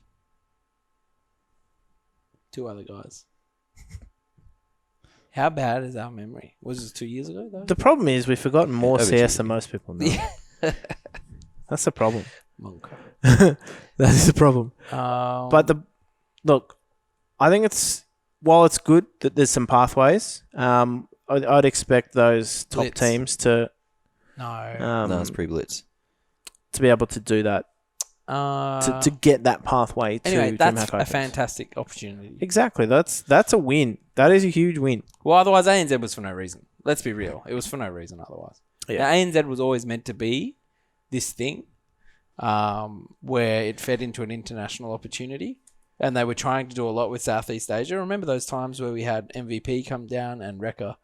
But Zen League, yeah. The money just dried up, I think. And so the opportunities dried up, and so ANZ just was a basically prac tournament. Yeah, so from memory, that was with the Zen League, which was part of the Zen Esports Network, which the Zen Esports Network was essentially an online platform similar to Mogul that had roots in Asia, that was trying to get a huge database of players across this region, which was part of that. Like, that was what Zen League, they had the naming rights to that league. I'm doing a lot of hand actions today, actually. Yeah, we start that one well. It is what it is. But I think that the most notable thing is that whilst I said there hadn't been any other titles announced, Dota in this region just took a massive hit. Yeah. Took a massive hit because... It'll take another hit if it's not in ANZ. Well, they hit themselves in the face by not, establishing grassroots and helping people come up and just isolating the top 2 teams. So. But the thing is, like, remember Riot had a stranglehold on it as well, so Orgs couldn't pick up a Dota 2 team. That's true. That's a big... that's a big hit. It's a big stranglehold to have when none of the organisations could have another MOBA team. And we have, like, Aussies winning the international. It's like, well, why are we sitting here cucking ourselves? And they had to leave Australia to do so. Yeah. They had to leave Australia to do so. So that is not it's not to say that obviously the talent doesn't reside here. It's just that if they want to take the next step, they've got to be able to find a pathway overseas. Oh, yeah. And essentially, Valve had introduced regional leagues for Dota 2. Now, with these leagues, they'd talked about Europe, North America, South America, CIS, Southeast Asia, and China. And that is it. There's no talk of anything else. So these regional leagues would come under Southeast Asia. Correct, but it means that we'd probably have to play from Perth. On 100 ping. Oh, from Perth, probably what? From 60? Perth to play into Singapore service. Yeah. So the only real chance now, correct me if I'm wrong, but Team Oracle, which were one of the top teams in Australia. It was Dizzy. I was still on Dizzy. that, sorry. It was Dizzy. Dizzy was Chiefs. the 5th player for Chiefs that won the league. No wonder we forgot. Yeah. Where's he gone? He came, he left. Yeah, he went out on top. True. He did quit after that, actually. Yeah. Either way, the only way for these leagues now, for OCE teams to play in these leagues, unless they want to play on high ping, is to relocate themselves to Perth and play on reasonable ping. I think it's about 50 to 60 ms. It's pretty reasonable. It's exactly the same as what they get to Sydney. Singapore, correct. Yeah, so it's no different. Like being situated in Perth, if you're a Dota player, it's actually not bad for you. But essentially these leagues will now have 16 teams. And essentially, the previous structure that they had for Dota used to rely on major and minor tournaments. And that was a feeder. You got circuit points, and you gained those points, and you fed into the international tournament. After this year's international, that has been scrapped, and they are now introducing leagues with 16 teams each in them within these regions. And essentially, they will have relatively good prize pool, about 280k per US, which is it's a great time to be paid in US dollars if you're Australian right now. Yep. They will also then not have... Sorry, that prize pool doesn't include anything from they get from the international, but that is your way to now get into the international. Some real money. Whereas previously, Tier 2 and Tier 3 teams were so far separated from Tier 1 teams because Tier 2 and Tier 3 teams never really made it into the major tournaments, whereas it was just full of Tier 1 teams. Tier 1 teams... they never needed to play in the minor tournaments. So they very rarely attended those. I can see the whole reason for doing what they're doing is because they were sick of the international just being a one-stop shop that everyone tried to win, and then the rest had 6 months off, and then they come back in 6 months and try and win the international again. Yep. So this will put an end to that, and therefore it will grow the sport a lot, I think, because there'll be year-round events for people to play in and yada yada. You'd assume so. There's mad player bases out there. Like look at CS:GO even. Not only that too, but it also brings some regularity to the Dota circuit, right? Like just in the way they've got other leagues, they plan on broadcasting the competition 3 days per week, and that's across 6 leagues. Yeah. So that's a pretty hectic broadcast cycle. Just be like LOL. Yeah. Yeah, just below League of Legends, where they sort of stack regions after one another and just try and keep the viewership across that one channel. Doing your research. And cycling through. Yep. Which is great because that's some regularity. And then basically, at the end of that, they have one major tournament. So the winners from each of those leagues, it's basically all the conferences come together. Yeah. And from that, they actually decide who goes into TI. So it's not those leagues individually that have 3 slots that go to TI, or whatnot from one region. It's no. You all come together. You take the top from each of those, and you play, and then all the top teams from that go into the international. So there's a prize pool for that stage, and then there's obviously the international prize pool as well. It's like an invitational minor. Yeah, it is. Yeah. But everyone's got to re-qualify for it by the looks of things. At least in this first instance, moving into future years, obviously, if you're a TI winner, I don't know if you have to re-qualify or at least play in the league again. If your lineup even stays the same. Yeah. Yeah, but previously teams, they didn't really have to do anything. Like, you win last year's TI, and so we might play a major, maybe. Yeah. Just to test the new lineup, and that's about it. Get a bit of extra dollars in the bank. Yeah. This Audi R8 doesn't run on, the smell of an oily rag anymore. Yeah. Need some pocket money, so I'll go play in this Dota tournament. But at least in that region, or at least in that instance, it brings some regularity to the competition. However, as I said, it means OCE teams may miss out. So, I don't know. As we said, normally in an ANZ season, for watch the space for Dota 2, it runs similar times to CS, and we haven't seen it announced yet. So if it is, and what you're saying, maybe a pathway Dota 2 into this, maybe that'd be very handy. Maybe, but as I said, they'd be at a disadvantage with their ping, having to play on Southeast Asia servers. So that's the trade-off. Don't get me wrong. And then they've also got the slight chance that Southeast Asia don't allow us in their qualifier. Yeah, because they do that with Counter-Strike. It's almost as silly as that. That's another point, but I'll actually leave that for another podcast. I'll give them time to fix that. But essentially, we are going to probably move on to Max Mailbag next, I would say. Don't we have a jingle? Ooh, otherwise I'd put you in a bit of a pickle. Speaking of... PickleBet. They are our fantastic sponsor, and they have been supporting us since the early days, and not just us as well. They've been supporting all forms of grassroots right through. So, PickleBet, an Australian esports betting website, and You guys are just killing that jingle. They are offering odds on all kinds of games, so if you are going to have a punt, do check them out, and do make sure that you gamble responsibly as well.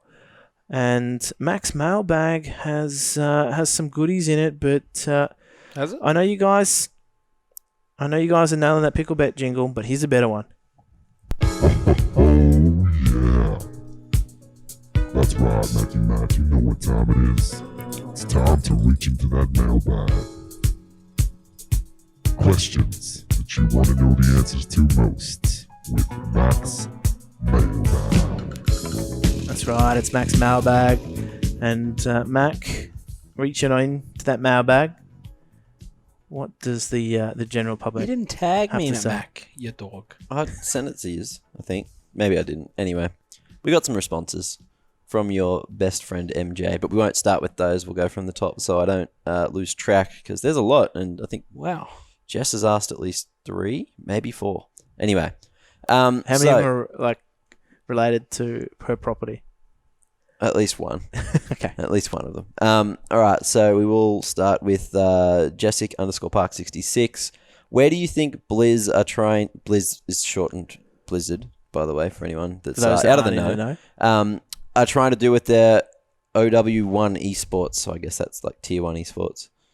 After moving all Overwatch League and Tendy's official broadcasts to YouTube, cutting the official broadcasts down to less than half and at least an OCE, and possibly skipping out on a LAN final, you feel like this might slow the hype around Overwatch 2, especially with Diabotical coming out and Valorant. Can you translate? So that's a big fucking question. That is a Jess. big That's all question. I'm going I'm to going to tackle it and say Overwatch, we feel as though it has been on a steady decline for quite some time. And I think it's safe to say that Overwatch 2 is not going to save it. No.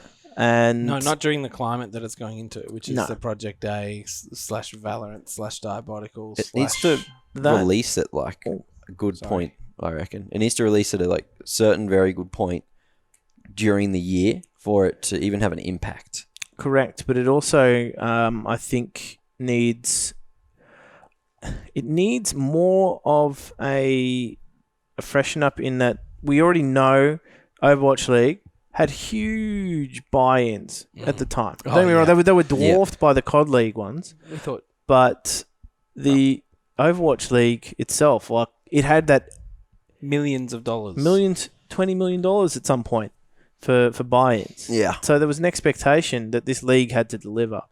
And the cracks started to form about midway through the season, which is, look, every league has its lulls in viewership. But it felt as though that, after a couple of seasons, having the main, the faces of the broadcast leave as well, like, your Monte Cristos, your Semlers, and some of the big names leave that talent list, all seemingly at the same time. Yeah. It was just it failed to be engaging. Yeah, I haven't watched it this season. I don't plan Exactly. to. It's on YouTube. I don't go to YouTube Live. Any of the stuff doesn't really... It's like we say, it's impossible to find what you want on there anyway. Yeah. I always just end up seeing, videos of people with lifting weights or like something to do with League that's interesting now, and I just end up clicking on that and forgetting what I was on YouTube for anyway. So You've been sucked into the vortex, The the funnel. He's been zoomed. Yeah. Yeah. I've been zoomed. Oh dear. Yeah, look, honestly, I don't think contenders. It just seems like it's a bit of a bit disorganized. Like organizations selling spots to anyone. That just waters the league down. I'm talking contenders here. Yeah. Like organizations are just seemingly able to sell their spots to other orgs. The players just come and go as they please, and I don't know. Like, it's just from the outside, it's very difficult to believe in it when you see big organizations at the start of this season drop their rosters. Yeah. You saw your Legacies and your Order, who had been one of the top teams, drop their involvement. That, for me, is not a good sign. My, I guess, take on the topic is it's just a very sloppy esport in general, and where it currently sits, it's just staying alive because Blizzard want it to stay alive. The fact that there's not a LAN final is pretty terrible. You know, they've had LAN finals for all of the Contenders seasons now, I'd say. I'm pretty sure they have. Yeah, they even had them at and even in terms of like the hype around, like the end of the question was, do you feel like this might slow the hype around Overwatch 2? I saw the hype for Overwatch 2 for fucking one day when they released the thing, maybe like a week. And I completely forget about it. So the hype for us, I feel like isn't there.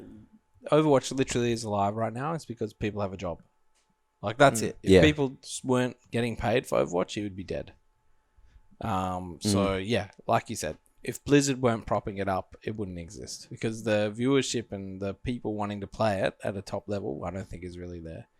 It's a fun game that appeals to casuals. I don't think it has longevity in it.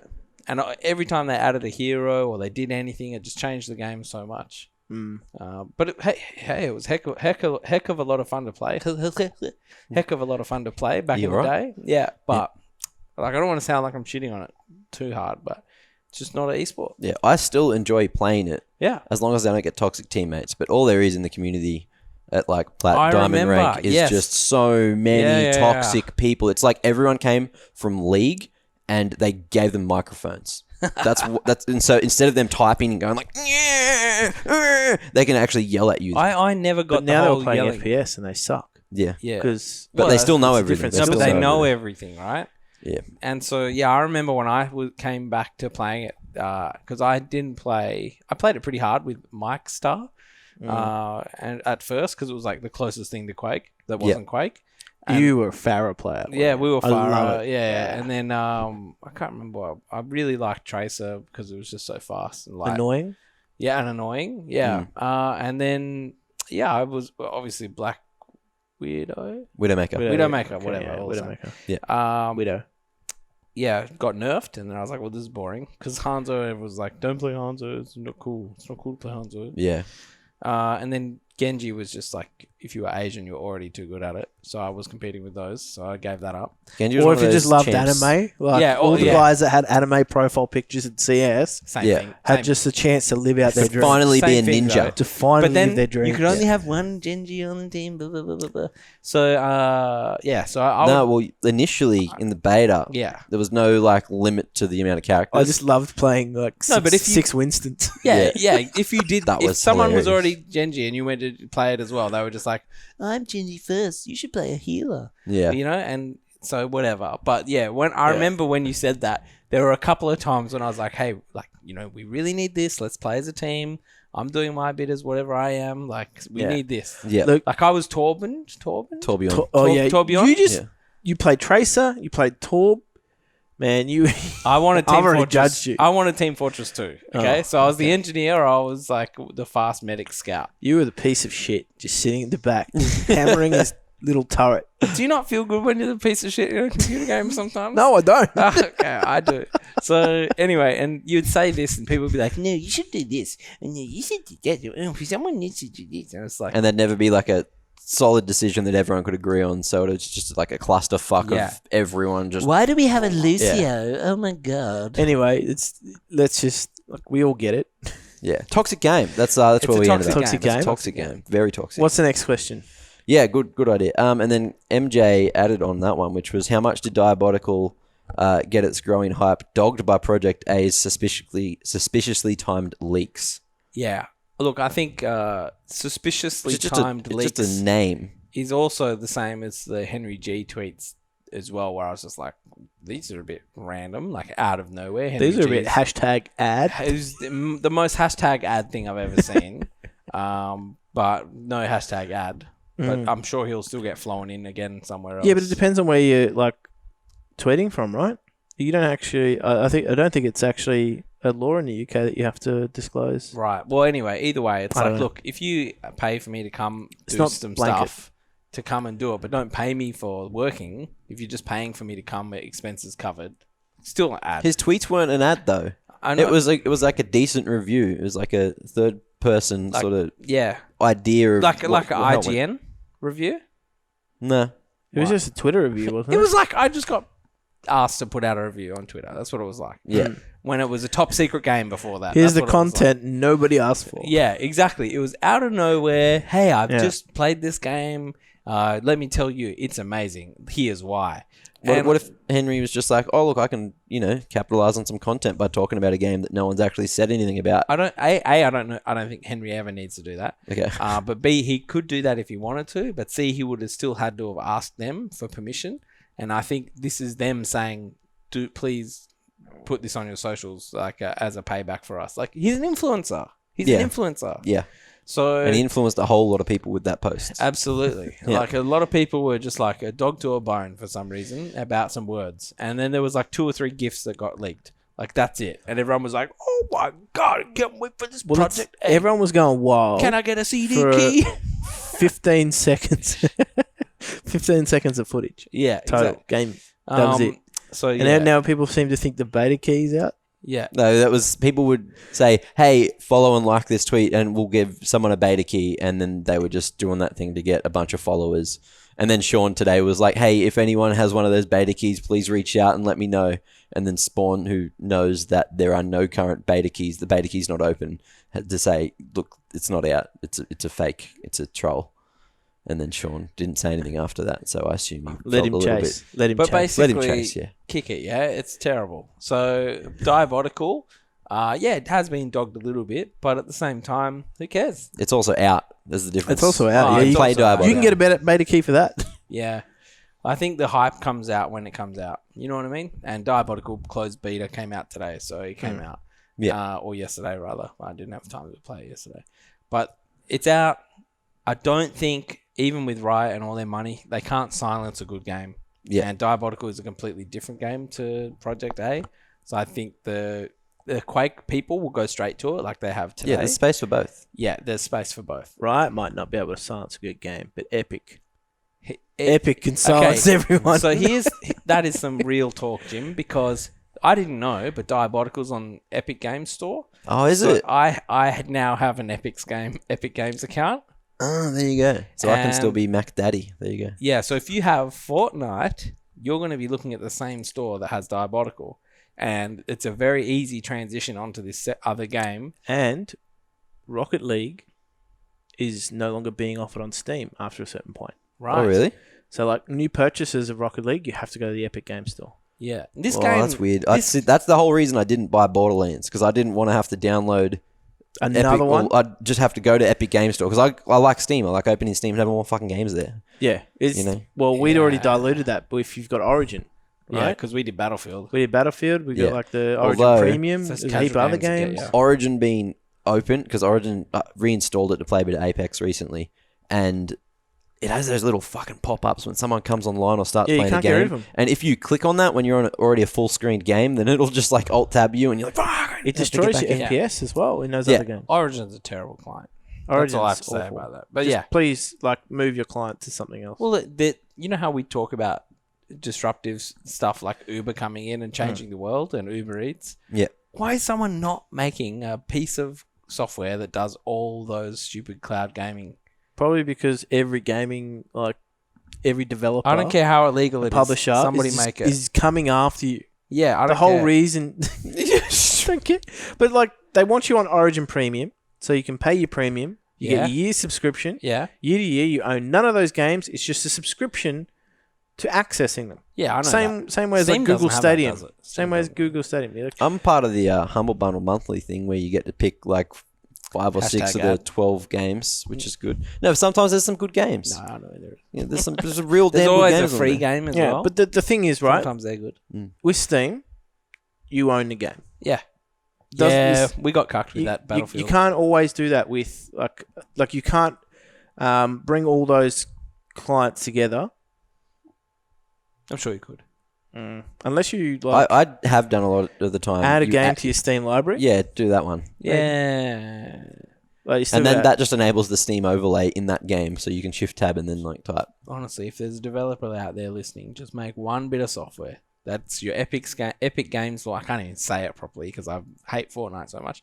You got your Epic Game Store, your Origin Store, and your Steam Store. Then there's the and they're Ubisoft just client. tabs. Yeah. Oh, I forgot all about Ubi. I hated when Ubi made their own client. I was like, you pieces of So I tried to just play it through Steam.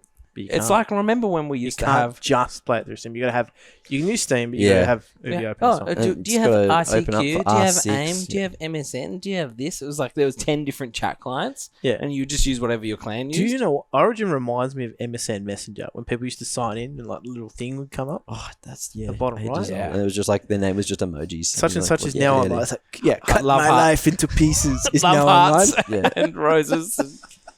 Some edgelord. Sorry. Anyway, Black Parade. so to answer MJ, how much did Diabotical get its growing hype dog? Not much. Nah, because you know why? Because a lot of the CSGO talent originally came from Quake. Yeah. Well, DDK was playing Diabotical today on stream. Yeah, why'd I say CSGO? I meant Counter-Strike because the origins of Counter-Strike there was Joe Miller, who was from Quake. There was DDK. So it's got a lot of Quake heritage because Quake, even Red Eye's done Quake. yeah, and Quake was one of the first games that had the commentary. Like you'd have some people talking, and it kind of just like with Team Sportscast Network, and it kind of just like transitioned into CSGO. Someone went, oh, why don't we do that for CSGO as well? And so it was pretty much the same people that did Quake came to CS at first. And so that's why when Diabotical comes out, they're all going to be on Twitter. Not hashtag adding, but like hashtag passionate and enthusiastic. So it's not really going to make a big dent. Cool. All right, next question. Jess, again, with another question. Did I grab your glasses? No, I haven't grabbed them yet. They're there next to the fruit bowl. Oh, cool. How do you leave Believe that me, Because they're see-through. Look, they're all They're not see-through, mate. They're She pretty walked see-through. into everything on the way out. Yeah, did she? You need them to live. That's hilarious. How do you Yes, forget use them? your All eyes. I'm going to say, it was quite the spectacle. Next question. Fan Potter has said, this is actually fan mail, finally, from the right person as well. I don't think it's for us. Not a question, just a comment. Fans? Wrong It mailbox. doesn't have to be towards us, all right? Are these Great to fans? see so many teams and casters on the qualifiers yesterday and today. There was 26 teams yesterday, by the way. That's a good, And good I turnout. think today was about 21 or 22, I counted. I had a quick Well, some browse. qualified, right? Yeah, well, some qualified yesterday, and then the others just were like, bugger it, won't play They have tomorrow. rest. Some people have lives. Yeah, some people have Some Sundays people- to go to church to and stuff like that. Anyway, a couple of years ago, you would be lucky to be able to watch it. So thank you to everyone who participated. Thank you, Annette. That's very nice. Yeah. Yeah, I mean, look, Thank thank you. you, Thanks thank for- you to the 126 players or whatever, 125 players. Whole lot of grassroots. That's a lot of grassroots. Yeah. Hopefully they stick around. Hopefully they stick around. Hopefully more is offered to them. Yeah, hopefully. But Yeah. in terms of casting it,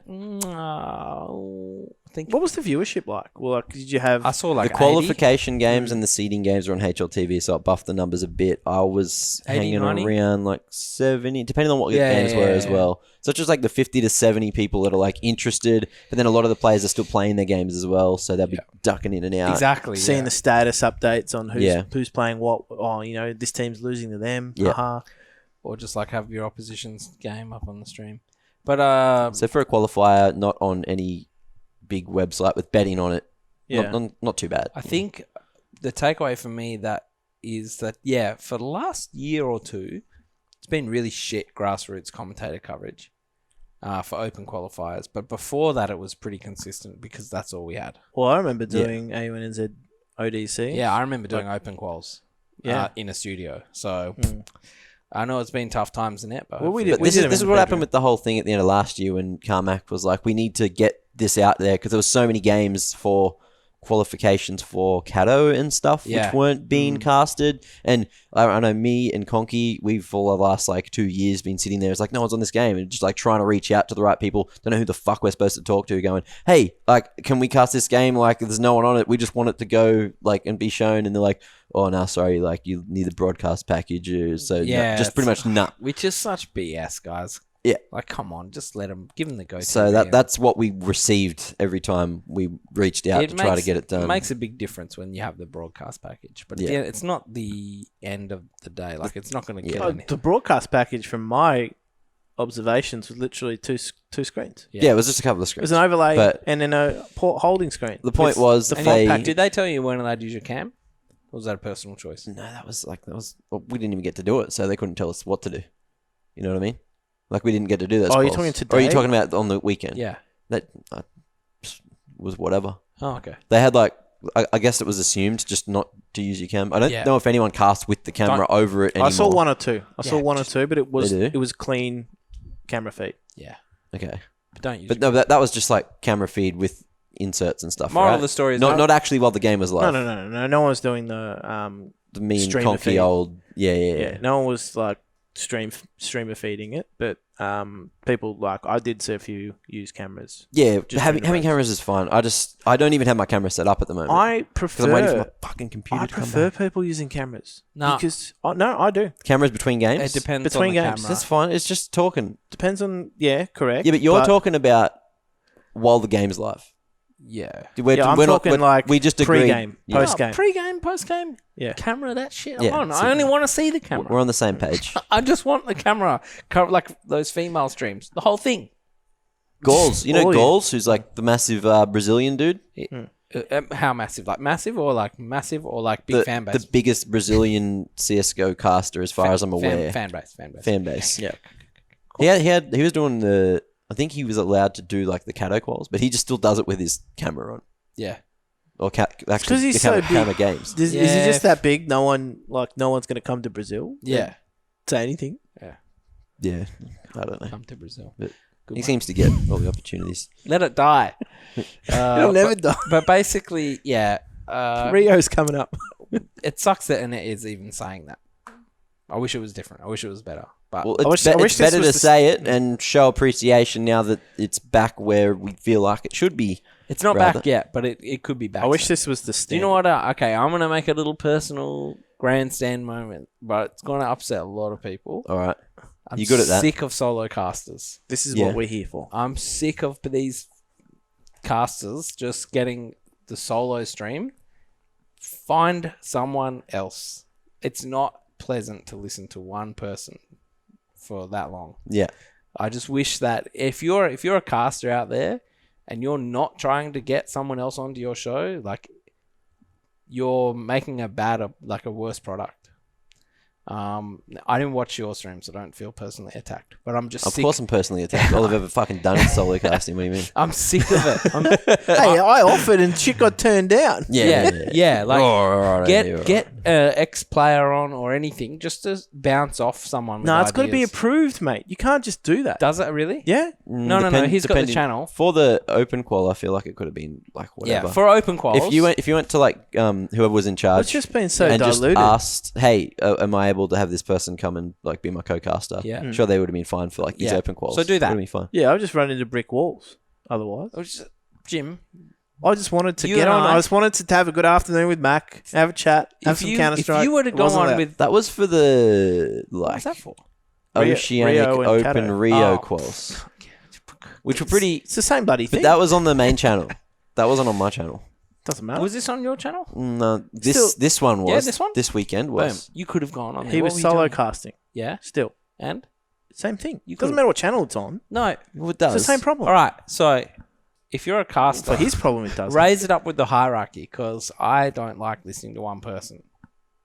Just two people would Cool. be great. All right, so you've had your little moment. Is no one else going to be on my team? I'm on your team. I've always advocated. I'm on your team. It's just awkward sometimes. Like I've done cast, especially with like dudes from NA and stuff, where there's Yeah. like that little bit of lag, Or that and it is can awkward. get real awkward. There's so a lot of I've just lag gotta look at it. mentally, like I just so brain much lag. prefer Freedom lag. having like if we did like a cast free. from the couch here, Yeah. or just like anyone that's just there, it's just so much better. Yeah, I Like get being you. right there, it's just so much better. So when you try to do it online, it's just like it feels lame. So think- that's why I'll still end up doing solo. I know it feels lame, but I think I did it with Elfish Guy once, I think, or I was at home. Oh, it was Karath.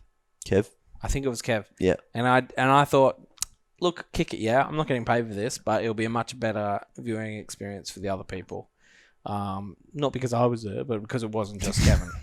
Yeah? yeah. It's like the person casting is like they can take a break. Yeah, exactly.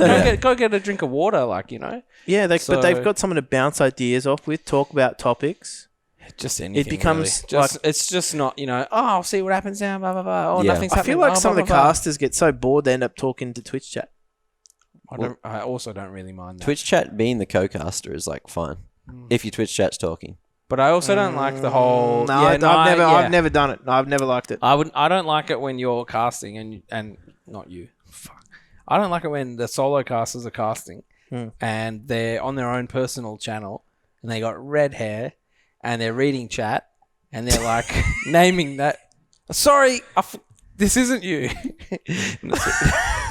No, seriously. No, but like, you know, have you seen those casters and they're like, oh, Jan Marie says blah, blah, blah. Yeah, whatever. It's like, no, focus on the game. Is that what you're like as well? Don't read out chat. Honestly, I mean, acknowledge things in chat. If you see a good question and you want to answer it, just like weave it into what you're doing. Yeah. Be crafty, be creative. Yeah. But I don't like people just directly addressing like this viewer. Yeah. Talk around the points, like because you go into those streams and you'll be like, "Hey, Conky," and then they'll be like, "Hey, that person," and you're just like, that whole broadcast has that in it now when it should just be about the game. Yeah. No, I actually agree with that. I don't mind people interacting with the chat, but being creative and going, "Oh, they want to know this guy wants to know about that." So that's your next point of talking. But you don't necessarily, Slayer86 says... What was one of your emo MSN names? Like My Life Into Pieces or something? Cut My Life Into Pieces. Cut My Life Into Pieces says, how come? So, yeah, that's me. So if ESL or anyone who provides broadcaster packages could help make that a thing, because I think it'll actually only make it stronger for when you do cast as a duo. Yeah. Well, it benefits. Which is the ultimate goal. And this is something like back when we first started, we actually cast it offline. Back in our day. We actually cast it offline. Oh, yeah. We didn't have the luxury of just going straight into studio events. But you had the luxury of being in the same place as a couple of people. That was the luxury that we all decided to move in together. I don't know if I would call that a luxury. That was a luxury. I don't know if I'd call that a luxury, that was exactly a luxury. But we also... they made the sacrifice. We made things work, You moved back in with Sean, so look, he can't have been too bad of a problem. Where is he? we moved in. I don't know how I know Jimmy's a glutton for punishment. We moved in and that overcame some things. But like online, we would... always there's no point in practicing alone, right? Like we never practiced alone. We actually had offline. We would record a VOD of a game that we could get a Go TV of, and we practiced things like our transition production, all that jazz. But then casting, we sat back, uploaded it, and watched it, and went, "Oh, we could have done that better, or we could have done that better. We could have done this better." But like, if you do that by yourself, and also, don't get me wrong, good chemistry with you and PK as well. Yeah, correct. We were lucky enough to know each other prior to casting, right? Yeah. But there's, a lot of how many casters after like an MDL game would then go and do their own stream, like they wouldn't do a review. It's very difficult to review yourself after only. You're talking about VOD reviewing? Yeah, VOD reviewing. I do it almost every game. But it's very difficult, right? Like, if you're just VOD reviewing yourself, would you admit that, it's very difficult to VOD review yourself? I'm pretty self-critical. Yeah. So I might be different. You must hate yourself because, like, if you I fucking hate myself because it's just you're watching a cast of yourself. Like, how can you be perfect? It's just you. You know what I mean? Like, there's only so like but you can figure out like what you can do better next time. Oh, absolutely. But like, that's the whole point of Because then you're going to work with someone, and then whatever you've told yourself previously might be half thrown out the window. That's all I'm saying. But then, that's true because what you're like, but you'll be trying to looking improve, at different stuff. Yeah, exactly. Yeah, might not work with your co-caster. Yeah. So like, duos work differently together. I don't know. I think everyone just finds their place in a duo, and you're hurting yourself. To be honest, too, when I first started commentating, we were told there was designated roles. That was it. Yeah. No one could hybrid. No. Yeah. Screw that. We did. We hybrided. What? You had a 3-man cast. We're 3-man casts. We did what we felt was actually a good product. Yeah. It wasn't as though we were trying to just go against the grain for the sake of it. We genuinely did what we did because we felt it actually added to the broadcast. And that was we used to do pre-games as well, quite in-depth pre-games. We actually even for like CG See, Div 2 here's the thing. games. Because you guys live Map together. stats and things like that. No, we actually, at that point, we weren't. Oh, okay. Well, I'm just thinking like the critical feedback, like the constructive stuff. You can't do that in today's age. Like, you just can't give feedback to some other casters. They just take it personally. Well, fuck them. Exactly. And that's why I'm just like, get them on your stream to duo. And if they don't like the feedback, sayonara, I'll get the next guy. That's part of the skill set of being a commentator now, is actually accommodating the other person. Being receptive to feedback, though, Yeah. right? Like, well, yeah, but you've got to You don't have accommodate the other person. It's not the me show. you don't have to agree with it. Don't get me wrong. Like, take the feedback internally, You're only going to hear it again from someone else. but you don't have to. No, I'm just saying you don't have to agree with it. Doesn't No. mean it's then and there. Fight it. If it's constructive, I find it very difficult to disagree. But that's if you Doesn't can always mean that identify they've that made- it's constructive, or Yeah, of if course, there's no of course. misunderstandings, which it is so easy to just like have a misunderstanding these days. There's so many Yeah. times when I'll make a point, but not make some slight adjustment to my fucking speech before saying something, and then someone will just go, "No, but," and then they've just misunderstood the point that I was trying to make, and it just turns into this argument, and then you've got to go over what you've said 5 times, and it's As just long like, as you're not arguing on stream, right? Like, that's the worst thing. Is two Oh, yeah. commentators Yeah. arguing a point mid game or on stream mid round. It's just like that just detracts from the show. I don't think. I think there was a couple of points where like there was absolutely no point. There's one that sticks out where Rob was like, "Oh, there's a world in where he wins that," or something, just trying to play up the story. But I was like, no, there was like literally no way he could have won that round because like this dude was here and there was no time to like plant the bomb or whatever. Yeah. And he's like, "Yeah, but there was like a world," and I was like, "Well, there wasn't, but it's all right. We'll move on." And then we moved on because in my head I was just like, "There's no point fucking arguing." But there's no fucking way that he wins this round because this other dude was like over here, But, like- couldn't have been killed. So But for the betterment of the show, right? Like, I know when we commentated together, that was just like my like you would slight stonewall. little You bit would of autism stonewall kicking in me. and being You like, would "Oh." stonewall me though on a lot of things that I said, but like I just concede those points Yeah, for the viewers, like the value of the show, right? Yeah. You didn't just sit there and try and nitpick and argue the next like Mac and I know this is why. yeah, You'd stonewall me on it and be like, anyway, Yeah. move on. Yeah, Like, exactly. That's all you do. You there's some just comedy move in it. on. Yeah. Right? Because it's part of the show as well. You know, that, oh, they're not getting along, but it's like And funny. you don't have to win every argument. No, like for what- the point of no. the show, lose some arguments. yeah. And hell, even if you don't actually agree with what you're arguing for, just keep going for it. Even you could have just Dig gone yourself to in. another round and just been like, "Well, Robin, another world." Yeah. Play devil's advocate, even if you don't actually think that that's Yeah. right. But for like, you need to the skilled commentators. I mean, the whole part of having a second Know person when to there is draw the the devil line. advocate as Yeah. well. So Correct. you know, Yeah. bounce ideas, talk about scenarios, but Yeah. don't dwell on things. Move forward. Speaking And- of, we've been fucking Speak for- dwelling on this point for a very long time. But Yeah. it's We've got- actually evolved into other points. But Oh, it has. yeah, it's yes. it's Next question. It's a whole another podcast. I'm just When we get I'm on just, another- I'm just not looking at another the one. time, all right? I'm looking at the time, boys. It's all right. We do have what have we a hit? couple more questions. Over 2 hours now. So we have MJ. I had like 3 takes in the beginning, so They weren't half an hour takes, so that's the problem. Yeah, I'm with you, Mac. I'm with you. Let's kick it. Yeah. So MJ has another question. Why are well-established orgs so monoculture in titles that they will have teams in? So I guess that means like LOL, CS:GO. That's it. It's hard to manage. I guess. it's true. It's like I actually think it's just due to the expertise that lie within that ownership group Yeah. and the management group. Well, look at Mind Freak, Call of Duty, Call of Duty, Halo. Yeah. it's console titles. That's it. I think console No, titles. they have is a contenders team. they have it. Yeah, They have a Warcraft 3 player now too. yeah, and a Warcraft 3 back. But yeah, I mean, it's still, it is what it is. But I look. Greyhounds. That's why I think the reason is the core management or the ownership group just they're comfortable in certain titles. Like if I think we were to you say also want to be good at something, Yeah. and then expand. Yeah. And Not if you just- can't get a big team, then there's no reason to sink money into it and not have the exposure. It's like, well, this team's doing all right. We'll just stick with Yeah, that. who did that? Was it there's only been a few Call of Day or organizations. something? Yeah, there's only been a few organizations that, at least in the OCE region, Tried to do everything. but have been successful, and they haven't like gone back to their. We're core talking roots. good. We're talking like teams that are very established, though. You got to be very Yeah, yeah, established to do it. Like I'm thinking, you Tainted Minds, like they were a COD org. They moved away from COD in the end. Obviously now they make up the Chiefs Yeah.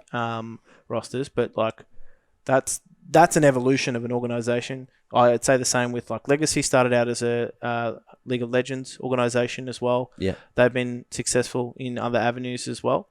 And, they moved away from other things as well. Like they knew that Counter-Strike, that's been a good smarter question. in the markets. That's a good question. MJ, where's the CS team? Where's the support? Depends Speaking on of what their monoculture. aspirations are in certain titles, right? Yeah, like of course. if you're an organisation that says, well, we're a top 3, top 4 contender, and there's no top 3 or top 4 teams in that title that are available, don't enter it. Yeah, pretty they much. won't. No, pretty much. So I think, again, I just think it just comes down to the level of comfort and familiarity with the space. Yep. Plus a lot of orgs. Plus the spots are taken, like you were saying. Play it safe as well. Like there's very few opportunities for revenue sometimes. So if you can make a budget work in a title. I mean, what is there? Is there a Legacy Rocket League team? Not anymore. No. But MJ does watch a lot of Rocket League. He'll always drop into the Rocket League. That's the thing, right? But like Jim said, if you can't get the number 1 or number 2 team, there's actually not a Chiefs team at the moment. Yeah. For Rocket League. Oh, that's right. Yeah. Yeah. They were one of the Can't blame them. The long players. Yeah, Orders dropped out of a lot of things too. They dropped Contenders. They dropped PUBG. They dropped Rocket League. So I guess what we're saying is, if you ever get to a point where the guy who's coming or the team that's coming first, second, and third don't have an org, then you can start worrying about that.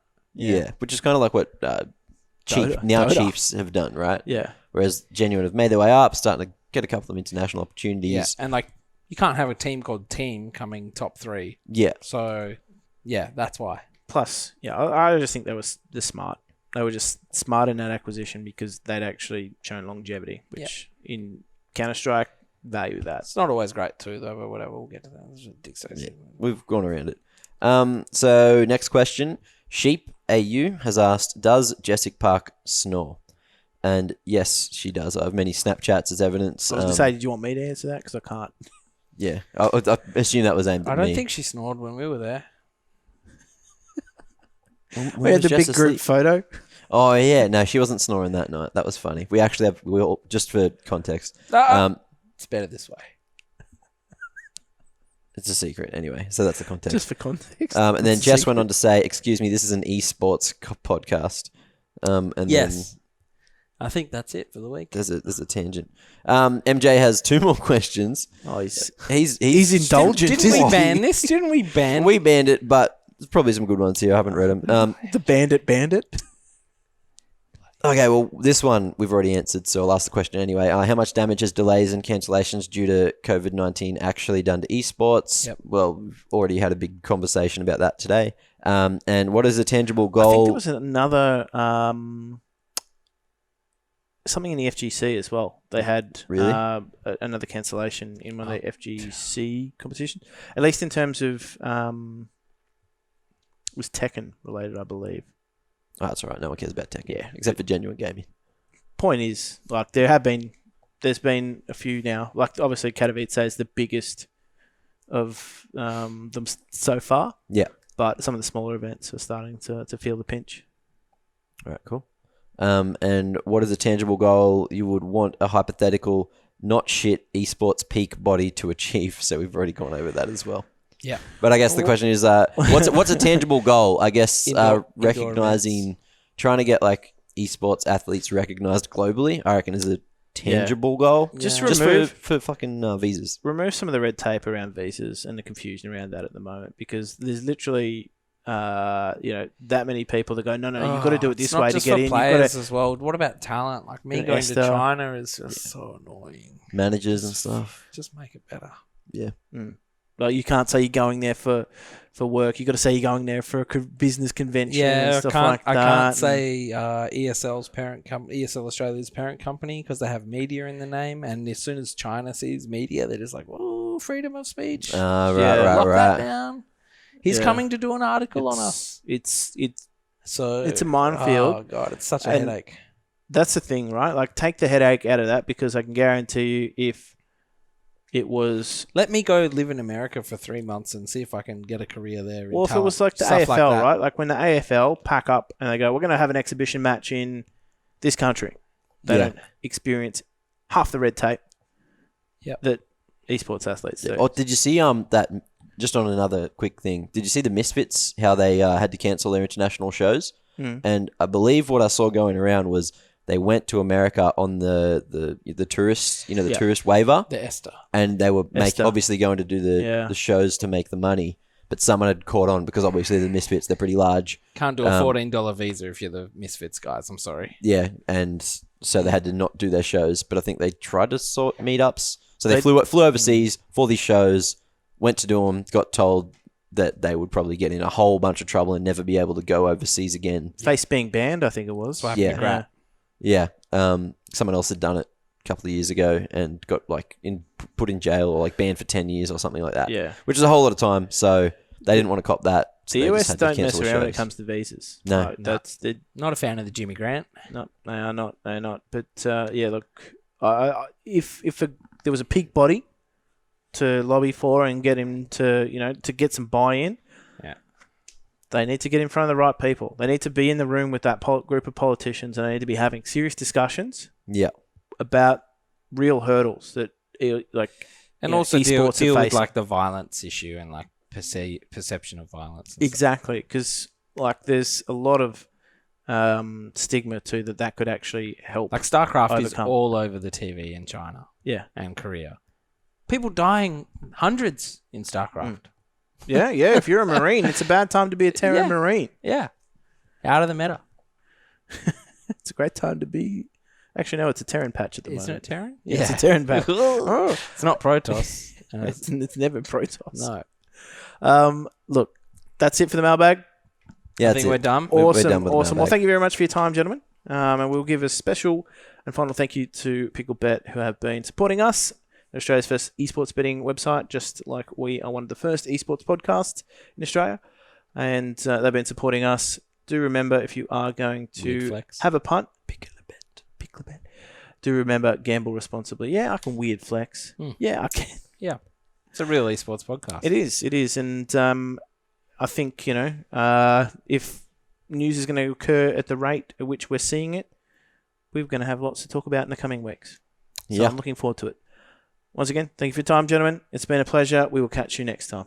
Picklebet.